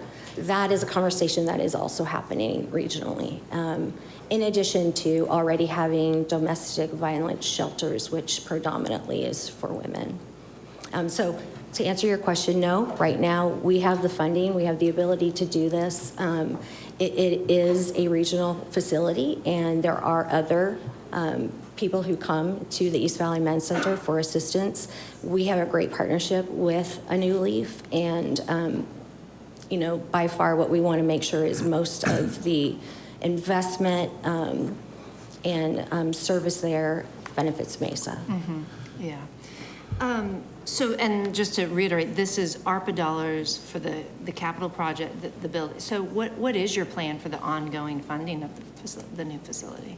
How, because you mentioned, right, that there's not a guarantee from Mesa for that ongoing cost, right? It's a competitive process every year. So how, can you just speak a little bit to that? Yes. We feel that this is part of our continuum of providing services. We have a very strong fundraising arm for the agency. We also feel that this would not, in our opinion, require a significant amount of dollars, because one of the things that the city has done very well it's in a sense, it's a graduated program. So these are men that are doing well. These are men that have, in a sense, graduated from the emergency aspect of the shelter and now need that extra time.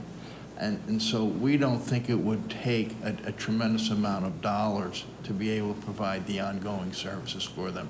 And then we have the we have the support services on site anyway, and with the community center there, right next door, it will really be, in a sense, a one-stop campus that will provide many things: additional counseling, additional workforce development, additional training, resume building, all of the things that these men need. So do most of them in the transitional housing work? Yes. Okay. That will be the expectation. We do not anticipate having anybody in the transitional piece that are not working. That will not be part of the graduated, what we feel, success for them to be able to be in an independent unit. Okay, thank you. And Natalie, could you just really quickly, how many transitional housing centers does Mesa help fund? How many centers do we have? Or sites? What, there's East Valley Men's Center, there's House of Refuge, right? That's Right. Considered Yeah. transitional. What are the other? Not many that I know of that we work with very regularly. There are group homes, there are other community residences and things like that. But as it relates to formalized programs like we're talking about with the East Valley Men's Center, probably House of Refuge is the closest we get to. Okay. What do you mean by community residences?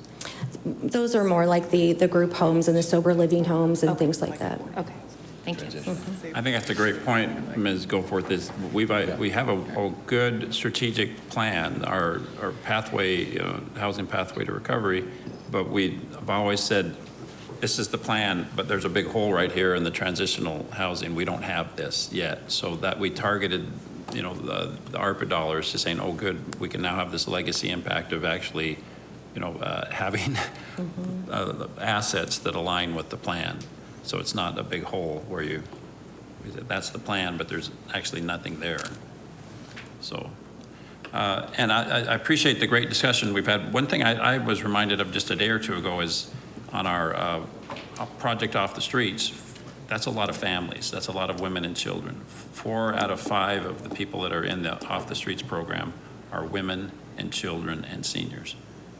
So yes, we do have a deficit when it comes to transitional facilities for women and children, but that is where the bulk of Off the Streets is going right now.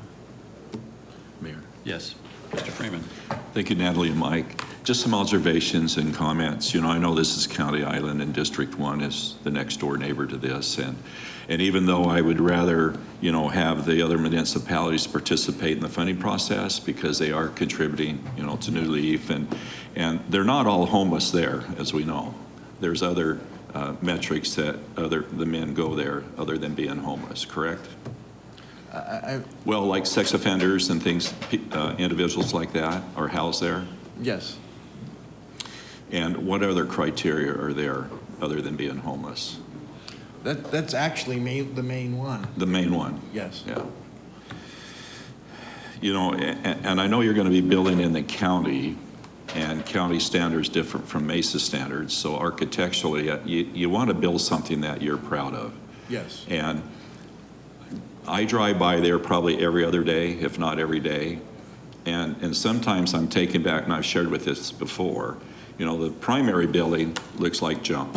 I have to say that, right? I mean, it's pretty worn down. It's a nice description. I know. It's been a Moose Lodge or an Elks Lodge and a bingo parlor for a while, and right next to the Bedrock Inn in the day. So it was quite the place. But I would hope that you'd use some of the monies to spruce up the building itself and the parking lot. And that you have a lot of congregating there in the front parking lot. A lot of cars and individuals, they'll stage in the parking lot, and then they walk to the south to the freeway, There's some safety issues there that concerns me, but in able to give them, the proper lift in life, you need to have the right resources. I'll just share it. I'm not all in favor of giving $8 million for the project. I think that the cost share should be with the other municipalities, and it should be spread out by a percentage. But I know that we've talked about that. But is there any other thoughts about improving the whole property and just that portion of it? Mayor, Councilmember Freeman, one of the things we take pride in is our physical plants, and we want to improve. And one of the things we're going to do is actually move the front where you're describing the activity. We're going to actually have the main entrance be on Lehigh, and so that they'll come in on the side road there and move away from the way it currently stands. And we have goals to paint, to put a more attractive fencing, more attractive landscape. There's a lot of things that we plan on doing. Okay. Just a thought too, the Salt River Indian community are using portable buildings now. They've made a small neighborhood using containers, and they're standing up now, and it looks really nice. I don't know if you've seen those on the community itself. So there's other options than building, a $8 million, project. I mean, maybe you should go over to the community, which is just 3 miles away, and look at what they're doing there. So, but we did do a deep dive into pallet approach, the prefab approach, the bricks and mortar approach, and we found that with all the infrastructure and everything that needs to be done, it's not that substantially different price-wise from a long-term secure setting that this option will provide. who provides the utilities for that area? The utility I believe that's provider? the Salt River Project. And water and wastewater? Is that Mesa? I think it is the city of Mesa. Probably Mesa. Yeah. Okay. Well, that's just some of my thoughts. Sure. So, And they're- moving forward, I have some reservations, but with that, I could see progress in the transitional housing. I know it's needed, and helping these men move forward. And we'll just leave it at that. Thank you. Thank you. Thank you, council. Any additional discussion or questions on this? Thank you very much. Thank you, Mr. Hughes, for the great work that A New Leaf does in our city. All right, next item, item 2D, is a presentation and to receive an update on the downtown restaurant incubator. Ms. Lanning, thank you for waiting for an hour or two to come up to speak. We're excited about this project. Of course, thank you. You bet.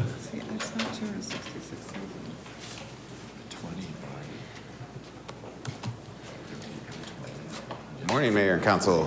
Jeff McVeigh, Manager of Downtown Transformation, and with me today, as you all know, is our founder and CEO of Local First Arizona, Kimber Lanning. Good morning. It has been a while since we actually brought this project to council, and since that time, we've had an election and we have 2 new council members. So we are going to give you a little bit more of an overview of the project and the program so that everybody's aware of what we're trying to accomplish.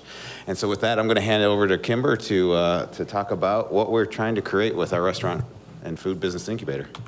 Fantastic. Thank you, Jeff.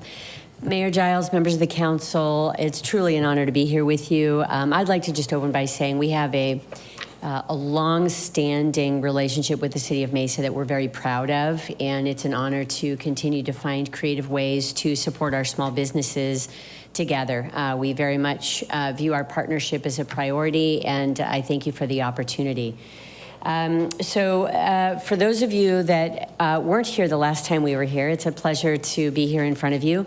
We are working on developing a restaurant incubator in partnership with the City of Mesa that will be focused on a new concept for the entire region. That is a commercial kitchen that will incubate food concepts that will be directly open to the public. So the public will be able to walk into and experience somewhere between 5 and 7 different types of foods. They will operate from a small square footage using a shared kitchen incubator on site on Main Street. Our goal at Local First Arizona is to increase local ownership. We work heavily with small businesses providing technical assistance, and we have a variety of programs that work to strengthen those businesses. The incubator is an affordable way for people who would like to transition from a food truck to a restaurant, from a catering company to a restaurant. We are aimed at brick and mortar restaurants, and it provides them a longer runway in an affordable manner. We help them design their menus, manage their food costs. Food costing is critically important. And I will also add, we have a good number of programs where we are working with low to moderate income families whose dream is to have a restaurant, providing them with access to resources in language and available resources that are fair market value as well, which oftentimes they are marginalized or coming from a background where they haven't had this type of access. So our goal with this kitchen is to work in partnership to grow and strengthen high-quality restaurants for the city of Mesa. I also want to talk about a few other aspects of the work that we're doing at Local First Arizona. So in addition to doing this direct technical assistance with these restaurants, we really take a comprehensive approach to small business development, and that means we have business accelerators in both English and Spanish. We have our Fuerza Local Business Accelerator, which we've run here in the city of Mesa now for more than 8 years. That is a program that helps people gain access to fair market capital as well. I will share with you a statistic that generally shocks people. Our Fuerza Local businesses, when they start our program, are paying on average of 42% interest on the money they've borrowed to run a business. Our goal is to get them out of predatory lending and into fair market capital. So we work in partnership with them to build their credit scores. We also have a business accelerator program that is focused on the African American, African immigrant community. And then finally, we also run a green business certification and a green business boot camp called Scale Up that helps our businesses reduce water and energy use. So it's a very comprehensive approach, all of which will be brought to bear on this incubator concept that we're here to talk to you about today. And I'll hand it back to you. All right. So Mayor, with that background, we'd like to give you an update as to where we are with the project. Most of the council remember back in May of last year, you gave us approval to go ahead and purchase our building for the restaurant incubator. So 111 West Main Street is that building. August of last year, we closed on it. It's just under 14,000 square feet between the basement and first floor. The pictures you see here are the existing condition. We'll next start to show you what the concept is for actually building out the space. So we worked with one of our local architects to develop a concept. This concept will be the basis for selecting a design build contractor to actually complete the final design and then move into construction. It is including full design for the first floor, the small second floor, and the basement. On the first floor, what you'll see is that there's several bays there. Those small, I guess what we're going to call them, but serving areas for five different restaurants, retail locations. You can see the little wooden sign projecting off the side. Those identify where an individual business that would have its public-facing retail component would be located. You're also looking, this is as if you're standing in the back of the building by the old safe that is going to be incorporated into the bar serving area. So we included a picture of that safe to let you see how cool that big old safe door is going to be, and it'll be kind of a highlighted feature that we're going to have in the building. You can also see the indoor dining area. I think we have seating for about 85 people indoors, and then another 40-ish, I think, outside. So a total of about 120 seats in the building itself. The second floor, it will include open office space. There'll be opportunity for Local First to meet with their participants in the program and meet with them in private. And then in the basement, would be classrooms, a production kitchen. So from the food business side, if you're not a restaurant, there is the food business side. They need to be able to produce their product as well. And it goes as far as having spaces for them to do their packaging and shipping. There's a photo booth for them to be able to take pictures and put it, for their website. And storage space. So comprehensively, we've really designed out a space and are ready to move into the next phase.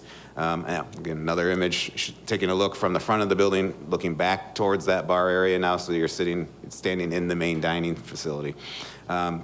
But with this concept, we can move out to our design build contractor later this month, and hopefully we'll have be able to move forward with construction. What we are showing here, Mayor and Council, the picture on the upper left, that is the building that existed before this building. That is the original this building is the original location of the Zenos Co-op.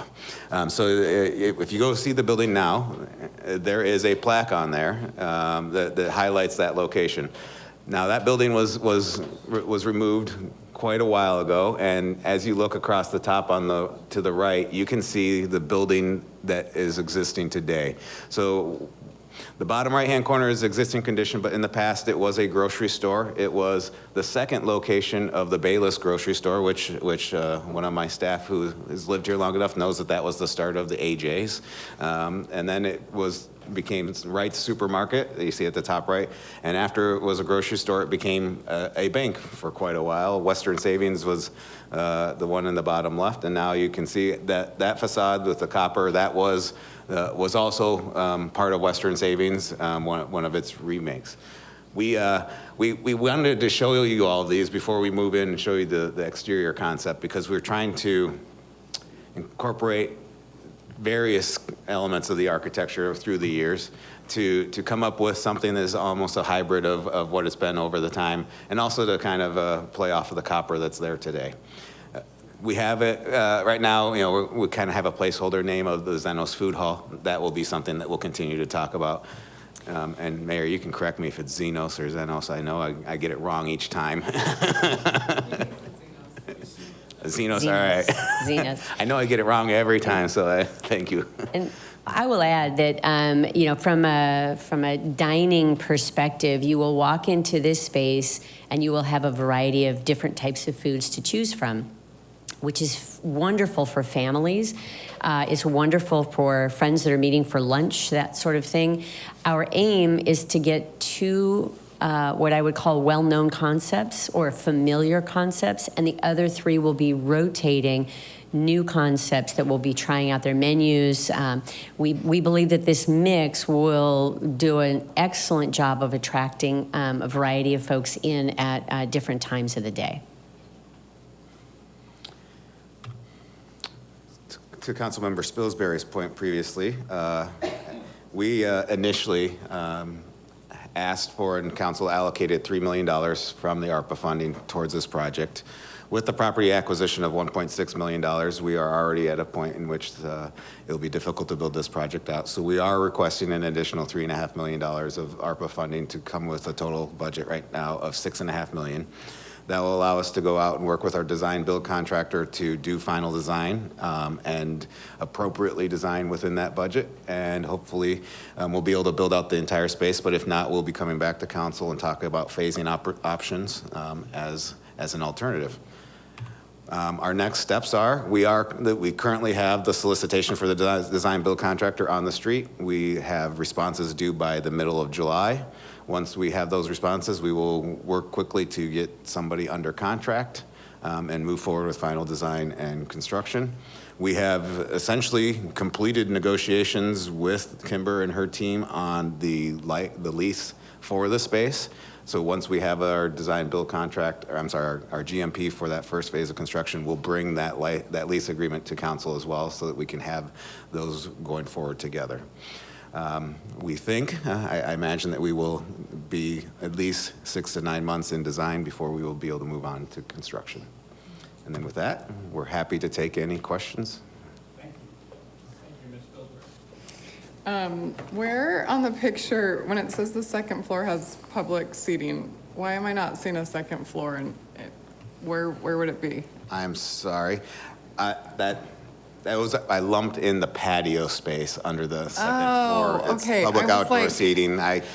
okay. I thought I was like missing some, like cool balcony area that there would be some outdoor seating. Okay. Gotcha. We could definitely ask for more money and we could get you that, but I don't think it's within the budget right now. And then it's not. I can't remember. What did he just say? No, it is not. Okay. You know, God is if he was here, he would have shook his head at me. And I just read that wrong. So, okay. we had a whole conversation about this, but it's been a while, so I don't remember where we landed, but we had talked about trying to keep restaurants and businesses in Mesa. And so what did we land on with that conversation? Well, we've developed several real estate relationships that have helped us when we have a restaurant concept. So let me back up. We have an existing incubator kitchen. It's a commercial kitchen space where we do a lot of one-on-one technical assistance. It is not facing the public, and it is at El Rancho, which is also on Main Street. We have approximately 30 to 32 food entrepreneurs working out of there currently. We have a long waiting list of other types of businesses, and that's a mix of cottage industry, so that can be jellies, jams, breads. We have bakers, desserts. That can be catering companies, food trucks, or people who ultimately dream of opening a restaurant at all phases there. During the time that we've been there, we've developed stronger relationships with the real estate community here so that we can proactively identify locations in Mesa for these restaurants when they're ready to go. Again, they are only allowed to be with us 2 years. Our goal here is not to subsidize businesses. Our goal here is to provide a longer runway to create successful businesses and increase their rates of success beyond that first year or two that we always hear about is really a struggle for restaurants. So our aim is truly to keep these businesses, all types of businesses here in Mesa. But we're not making it a requirement that they have to stay in Mesa if they use this restaurant incubator. As part of our lease agreement, it is a requirement that the participants in the program be Mesa-based, whether they're residents or businesses that exist in Mesa today. Okay. There isn't a requirement that if they graduate from the program, that they have to be located in Mesa, but we are going to work closely with Local First because that is the reason we're doing this. Right. We want to grow our own base of quality food and restaurant businesses. We are going to, and we've already started forming strong relationships with the new developers in downtown, the ones that are going to have, the Melody on Main has 24,000 square feet of commercial space that they're going to need to lease up. We are going to work with every one of those developers to create, hopefully, the relationships so that when people graduate, and Kimber can probably talk to this better than I can, one of the biggest struggles that new restaurants are a risk. And a lot of developers are afraid of taking on a first-time restaurant. Yeah.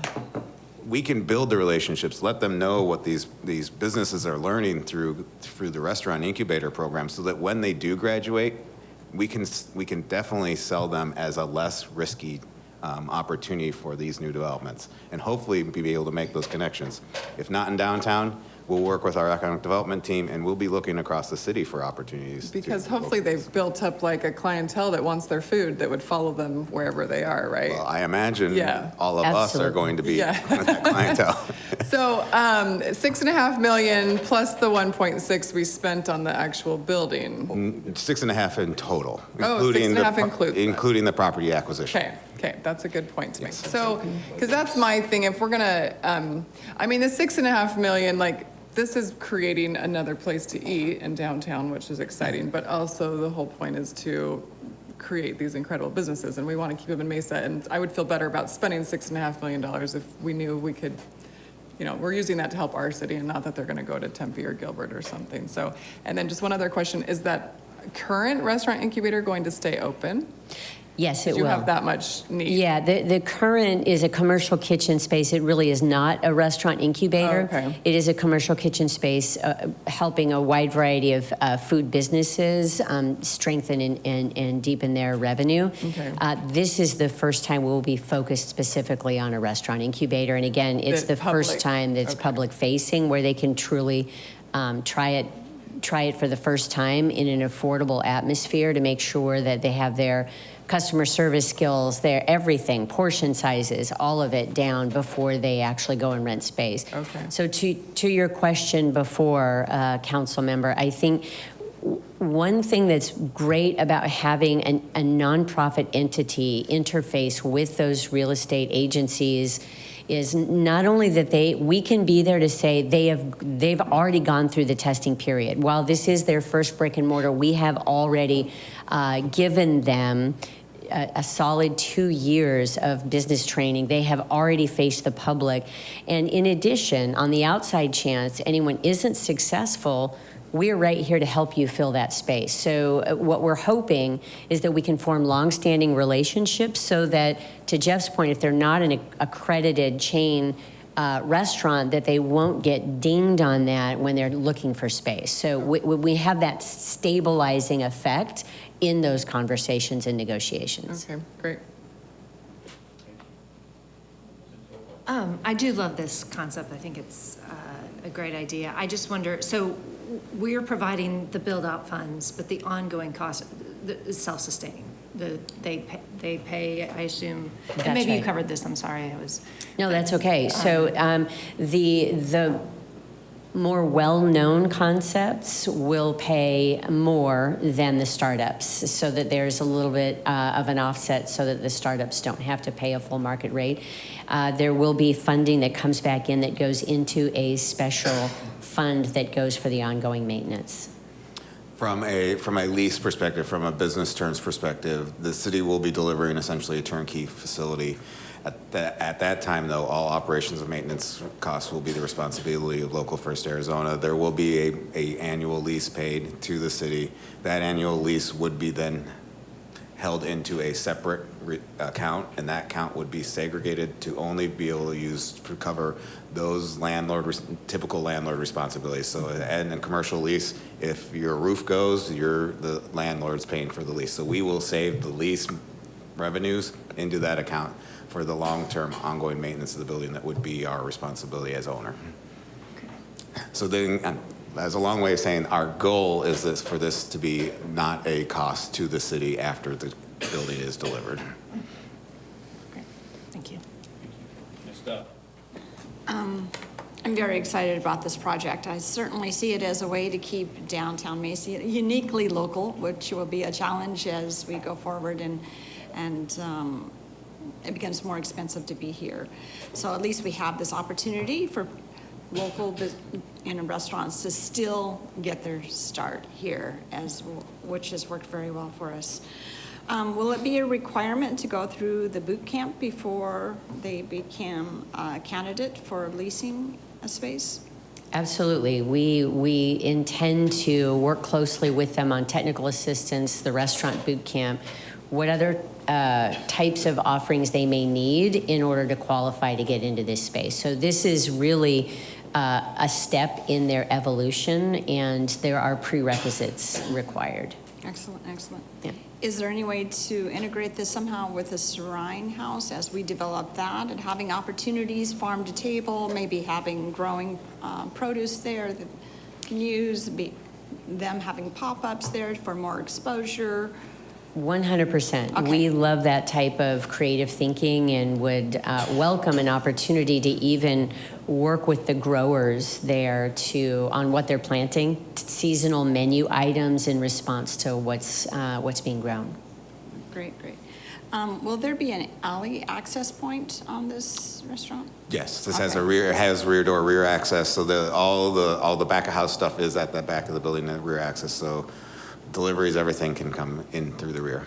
And as well as for customers? Public can go through there, but it'll be much more attractive to enter from Main Street. You never know. It's like going through, was it Durant? I don't know if it'll be nearly the experience as going into Durant's through the kitchen, but And I assume we're retaining the copper strip that is along there and reusing that in the design? that is the intent of this concept, is to incorporate some of that copper. There's a little bit more than we need, so that you can see that void that's there, that's showing on this concept, that doesn't exist today. If I show you that's covered up. So we are removing some of the copper in order to create a little bit more openness and airiness and light towards the building. But yes, to the extent we can, we want to Copper reuse is that very copper. valuable. We probably could like Councilmember, sell it. yes, Councilmember Duff, the existing storefront has a very top-heavy feel to it, which causes the entryway to feel a little claustrophobic. We want to open that up, and the ideas that we've been floating, to your point, copper is very valuable and it's very representative of Arizona.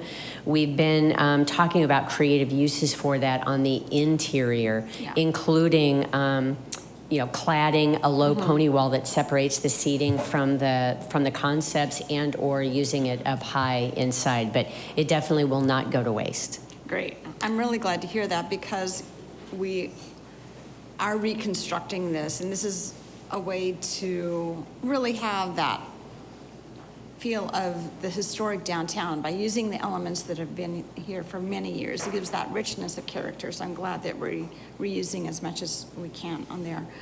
A name, you could call it Kachina Mesa as a kitchen table, but just an idea. And the timeline, I assume 2025 is what we're projecting after construction to open, or do you have a timeline? I will say that the funds will be committed before December 21st, so that Irma doesn't, take me into. I was talking about opening. The opening. We anticipate being under construction first quarter of 2024, Right. Assuming 6 to 9 month build out. It would be reasonable to assume early 2025 as an opening. Great. Well, I think this is a remarkable idea and concept. I think it'll be talked about among all the cities and other people who are looking at new ideas. I think it'll win some awards. I'm very proud of this concept of the public and nonprofit providing opportunities and giving that richness of community to our city. So thank you. Mayor, council members, from my vantage point, I travel and speak across the country. This is a wholly unique idea that I fully anticipate will land Mesa national coverage. And we anticipate having people travel here to see how it works and really talking about the aspects of a public-private partnership. And this is, it's a very forward-thinking idea, and I do think it will be transformative. Yeah, definitely. Thank you. Can I just say what I vote for Kachina Mesa. I think that's fabulous. It's so cute, but then It's people super might think cool. It's Mexican food. Oh, yeah. I would. We'll continue that. Cold bucket of water right there. Zenos? Zenos It's Food actually Hall. Zeno's Cooperative. It's a very historic, there's some history attached to that. Yeah, I missed the discussion on that. That's the former name? The very first Original. building. There's The very first building was. currently there's a plaque on the wall that describes it was called the Zenos Food Cooperative, I think it was a mercantile. like a mercantile, Yeah, yes. mercantile building with food. If I can just add, I love the resurrection of our old buildings. If you look at Gus's Fried Chicken, I'll use them as, you walk in there, and I just like the ambiance, the old brick and everything there. And I know we travel as a council, and we see a lot of historic buildings and what other communities are doing. So I like seeing that and keeping, maybe not so retro, but yet keeping some of the historic significance of the building inside. And then maybe, Jeff, you could provide a pre-tour for council before construction begins, and then we can see after, because it gives us that feeling that we're part of the process. You bet. We'd be happy to take you on the tour. It will be a transformation of that building from what you see today. Yeah, and I know you and Beth like to take us on tours. Mayor, Councilmember Freeman, I would just like to add personally that Local First Arizona is committed to adaptive reuse and historic preservation. We honor the past and really like breathing new life into old buildings. So that is the core of who we are. Good. If you need a grower, I can find you a grower. Yes, sir. You'll be the first door I knock on. There's no conflict of interest. Not me. This is a tremendous investment in something that's been really, there's this huge pent-up demand in Southeast Mesa around East Martin Cadence communities for local locally owned business, locally owned restaurants, something unique out there. It was part of the vision that was created all those 10, 12 years ago to attract, high wage jobs, quality housing, quality retail and restaurants. And we've seen now here's another great investment in trying to drive that traffic there. But you hit it a little earlier, is there's a tremendous challenge in transitioning from a concept like this and convincing building owners, property owners, banks to finance these businesses and I don't want to say necessarily take a risk, but demonstrate that the risk of having local first in some of the new construction that's going on needs a lot of focus. We need to put a lot of shoulder into that one to move it, because I know that Councilmember Goforth and I have had conversations with developers who are just going for those kind of big box restaurants only because they know they have the financing to do it. So this is exactly what the community is demanding, and this is how we can get there, but we have to figure out and really lean into that financing piece and demonstrating that our market supports this. So that would be my one piece. So thank you. Thank you. Council, other comments? I'll just add the chorus. This is great. Right now, we have a supply and demand offset in downtown Mesa for food, and every establishment down there is at capacity, and we do need to continue to cultivate the reputation of Mesa and downtown Mesa in particular as a food hotspot. So I think this is really just going to. I mean, when we built the Mesa Art Center, we've now become an arts community, and people from around the world, know that is what Mesa is. And I think we let's invest in becoming more of a food, a city with a reputation about being a place to eat. So this accomplishes all those. So Beautiful. Thank you for the great partnership. Thank you very much. Item 2E is a presentation and to receive an update on the Small Business Lab at the studios.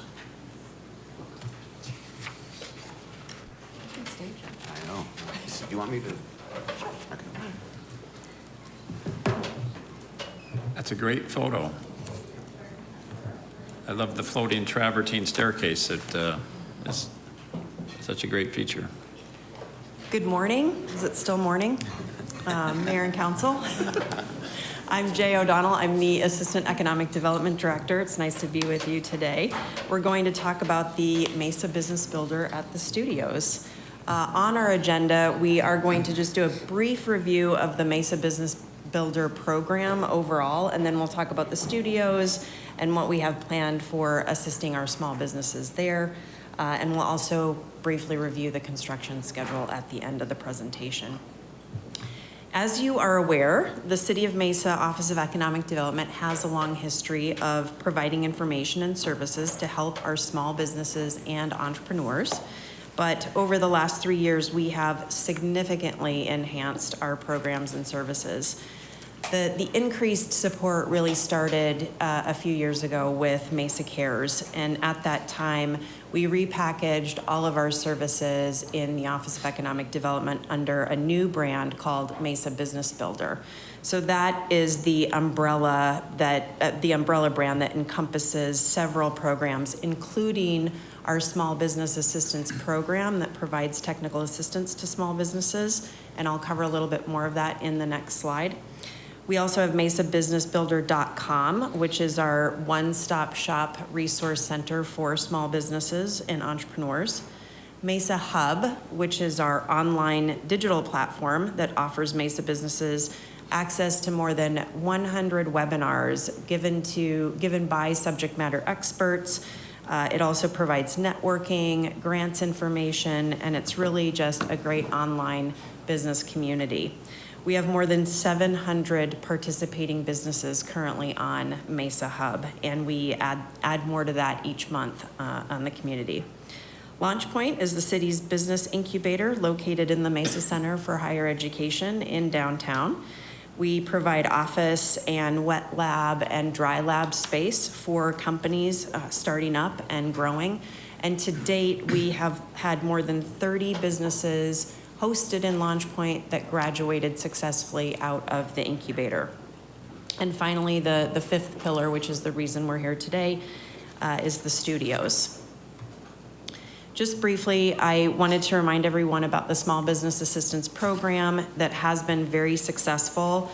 After the pandemic hit, we implemented Mesa Cares, where the city assisted hundreds of businesses by providing grants and technical assistance to help small businesses survive and make it through, but then also thrive and become more resilient. The program was so well received that council funded an ongoing program with $300,000 annually from the general fund, and then we were also able to supplement that with an additional $300,000 one-time funds from ARPA. The bulk of this program is primarily delivered online, one-on-one consulting between a business and an individual advisor. On occasion, there is in-person delivery, but it often happens at the place of business, which can be very distracting for those clients. We also hold virtual workshops and office hours for clients. This fiscal year, we have served 118 clients, and last fiscal year, we served 77, again, primarily online. Now, once the studios, lower level and second floor are built out, we will have a physical location to host trainings, workshops, and even the one-on-one consulting in person. We have spent a good part of the last year debating and discussing what the name for the space should be, and we worked with several staff and partners to brainstorm what could be best suited for this space. The overwhelming majority felt there was strong equity in the Mesa Business Builder brand, and we also had the directive that the studios needed to be in there as an identifier. So we settled on Mesa Business Builder at the studios. The Mesa Business Builder at the studios is the heart of Mesa's small business and entrepreneurship community. This is our vision. It really will be a model for local government support to foster the creation of strong, engaged, collaborative support systems and building the ecosystem in the city of Mesa for entrepreneurs.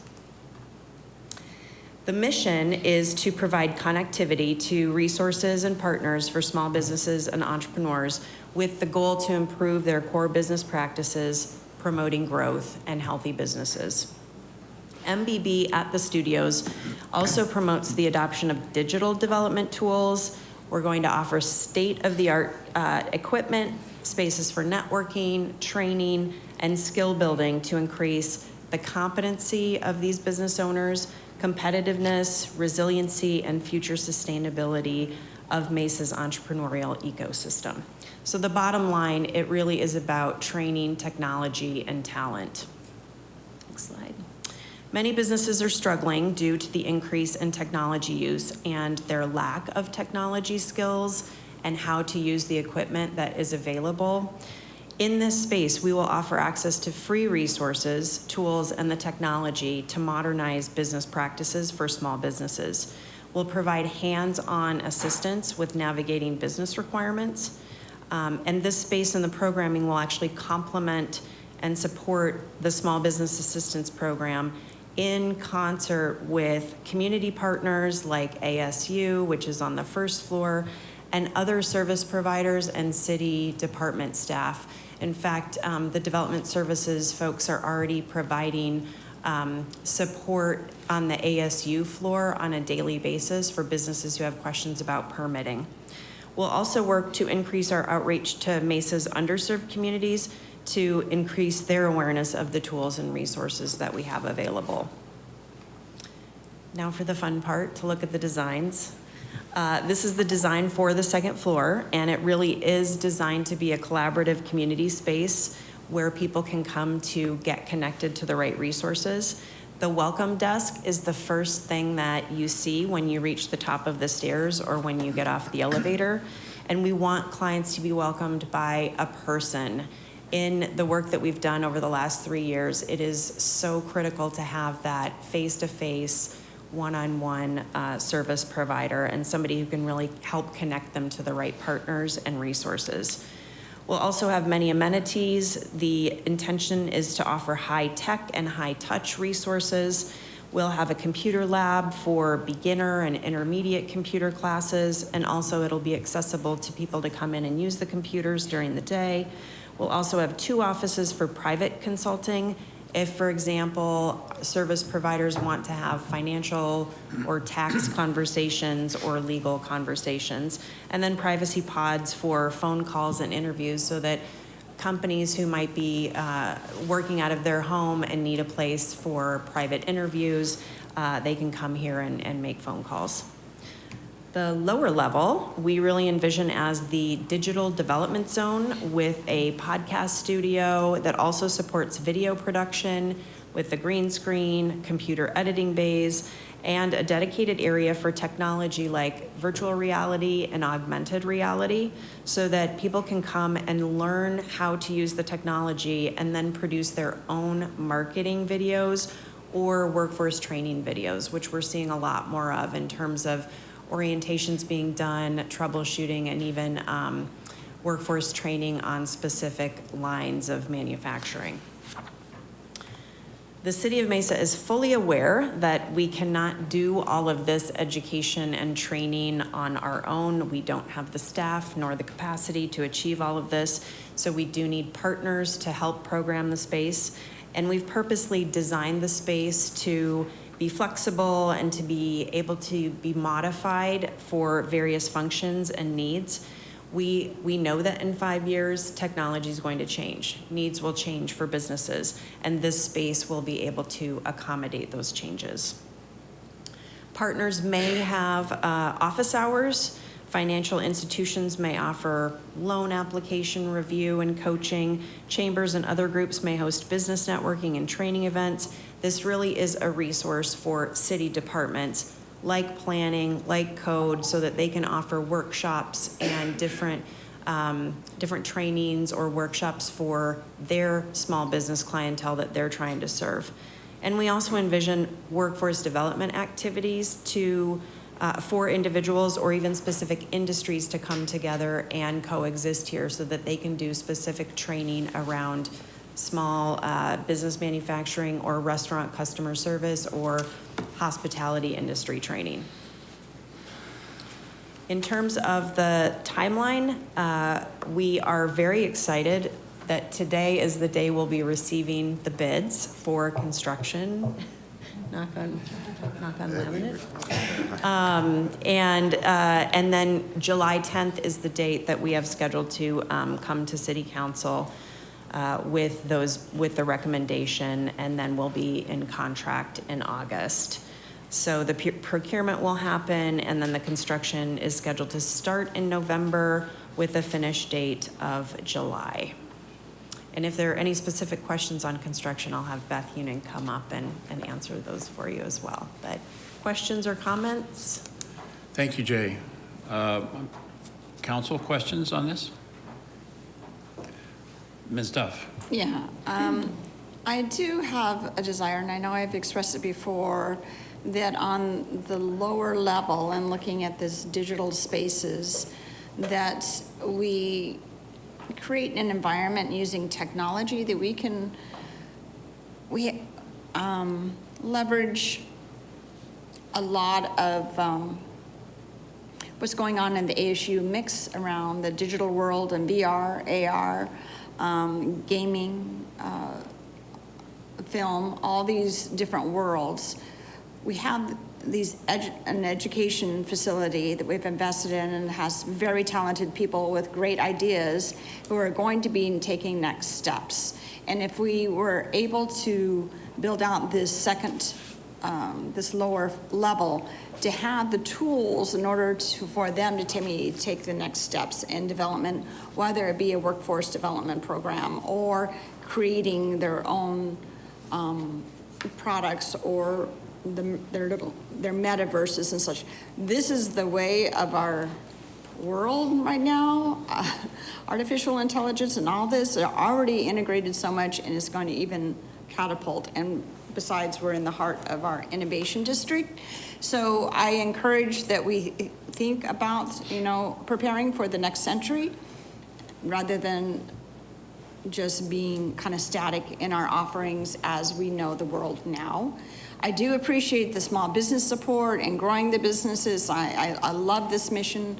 I think it is exactly what we need, and for small businesses to be able to be one-on-one with people from the city or partners or services in order for them to understand what they need to start a business or to scale a business, I think that's excellent.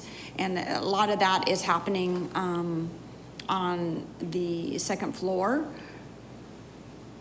And on the lower level, I would like to make sure that we provide opportunities to leverage this digital world and the investments we've made with ASU in order to provide the workforce and business opportunities to, like the VR, AR, AI, gaming, things like that. So we equip it to have those opportunities, to have education programs or workshops or anything that would support that, and that we're not limited in saying, well, we can't do that here. I think it's an opportunity to really distinctly define or create an identity for the innovation district and what we're trying to achieve, and making a mark for the 22nd century that we're headed that way and in that world. There's a lot of partners around this, whether it's in venture capital and programs and associations. They're watching Mesa, and there's a lot of meetings, and they want to talk about, they're looking for places, they want to have a hub where this kind of support is going on. They want to anchor where they can look at what is this next innovation in the digital world, where is that coming from, and where will people center? We have a great downtown, and it's a great place to work and live, and certainly leverage what we're wanting to do in the innovation district to prepare for the next century, I think is important. Okay,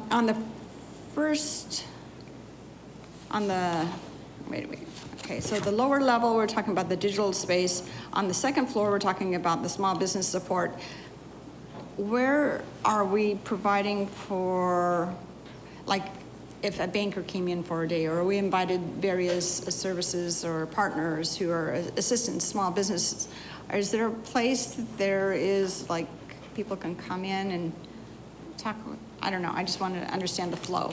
Great question, Mayor and Councilmember Duff. Yes, there are places. We're actually working on the operations plan now and figuring out the hours of operation, because we do think there needs to be some nuances to offer some flexible hours for small businesses and entrepreneurs who might be working a regular job and then trying to start something on the side. So that schedule will be, developed over time. The idea with the financial institutions and other partners is that we will have scheduled office hours for them, and we would like to be able to publish those on a monthly basis. So maybe there would be 3 or 4 financial institutions that could cover 4 or 5 days during the week for 2 or 3 hours at a time, and they could have appointments available at that time, or they could also take walk-ins. But that's really where the 2 offices on that second floor. So as you walk up the stairs, you'll see the welcome desk, and it's on the east side of the building. There are 2 private offices, so we can allow them to use those for those private conversations. And there are also other meeting pod as well that hold 2 or 3 people. So if you wanted to have just a small meeting there, you could do it there too. Great, thanks. Thank you for the questions. Thank you, yes. I have a couple questions. So where does this, you said you're going to work with partners, we don't have the staffing. Who's this fall on? Is this under economic development, the actual operation of this? Because there will be some oversight and coordination. Who's doing that? Yes, Mayor and Councilmember Goforth. It is right now housed in the Office of Economic Development, and we do anticipate coming back for next fiscal year's budget, depending on timing, So operations will be run out of the Office of Economic Development, and we'll have an ongoing budget need for staffing and operating the facility. Okay, that was going to kind of lead to my next question, the ongoing funding. Where is that, and how much is that, and just... I think when we put together our budget estimate, it was around $500,000 a year, and that included the 2 staff members that we would need for this. And does that also include the $300,000 from the general fund for small business assistance? That's completely separate? Completely separate, yes. Okay. Yes. Okay. And then it seems like there's quite a bit of focus. I know we say small business, but really, really small. And do we do anything for those stage 2 companies, that maybe are a little bit more established, but really need some help to get to that next level? Do we do anything? Mayor and council member Goforth, there's nothing that precludes those businesses who are sort of in that second phase where they're growing from using the services. And I think that's where we're seeing some of these micro businesses getting ready to graduate to the next level. Maybe they're looking at space, they're considering going into a building, and that's where it makes a lot of sense to then hand them off to development services. And Pamela Williams is the small business assistant in DSD, so she can talk to them about permitting and signage and what to be aware of when they're going through the process of growing.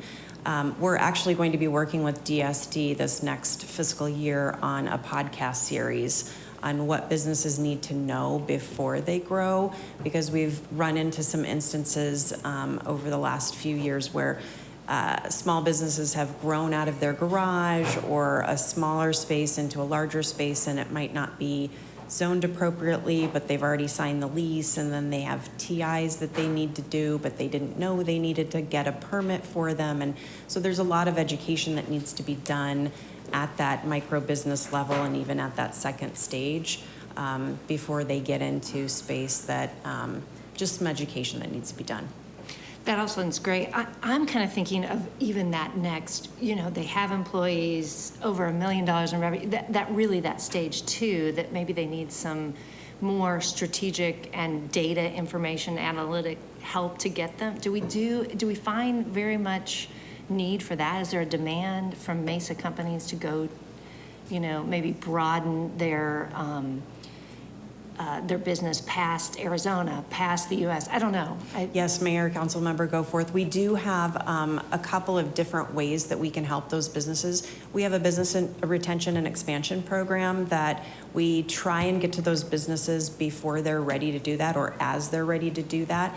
And then we can help customize data that they might need and do some research on how they might expand and bring in other partners like the Arizona Commerce Authority if there are some incentives available that they might qualify for. We also have at the City of Mesa a business export assistance program. So if they want to go into international markets for the first time, we can cooperate with them. It really is a cooperative marketing program that we set up a few years ago. It's underutilized, sadly, but I think it's a great opportunity for businesses to work with the city and identify their goals and objectives to go into new markets, or if they have a different product that, product that they want to introduce, we can help them there too.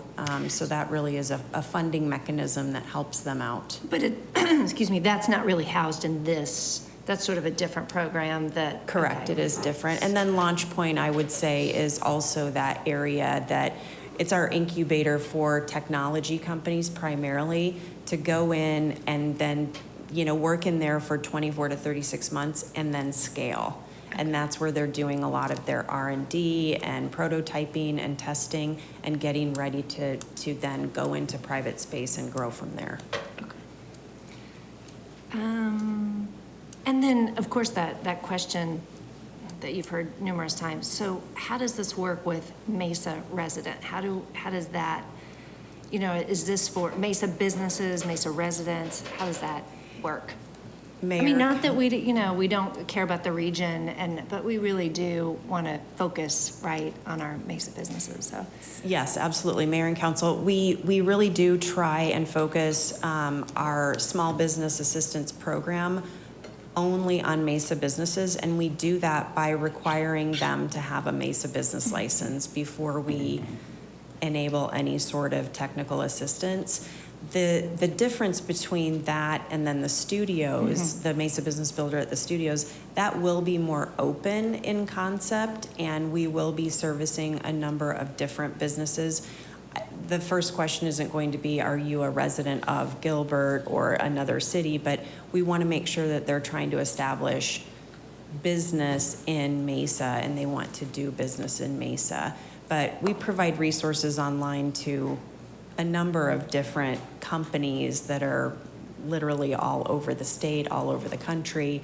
So we can't just say we're only doing the Mesa business service. However, I think the bulk of the businesses that you'll see in there will be Mesa residents or Mesa businesses. Yeah, I think especially in this, for the studio, I mean, you know, we're investing quite a bit into this, and I think it is important to make sure that we really do focus on building that ecosystem for Mesa first. Absolutely. All right, thank you. Council, any other questions on this? Thank you, Jay. Thank you. Jeff. I think this is one of the legacies of the pandemic, is we've learned that there's an important role for us to play in supporting small business, and so it's great to see this continue. Next item on our agenda is acknowledge receipt of minutes. Is there a motion to that effect? Thank you, Ms. Pillsbury and Mr. Summers. All in favor, please say aye. Aye. Any opposed? Thank you. That passes unanimously. Next is current events and conferences attended. I know a lot of you have been busy this week. It's been fun to see the events that have transpired this week, but who would like to go first? Go ahead, Ms. Duff. Well, I'll mention a couple of things, but Mayor, please feel free to express them. We're so proud to be an All-America City. It's under the umbrella of Together Mesa for our diversity initiatives with youth.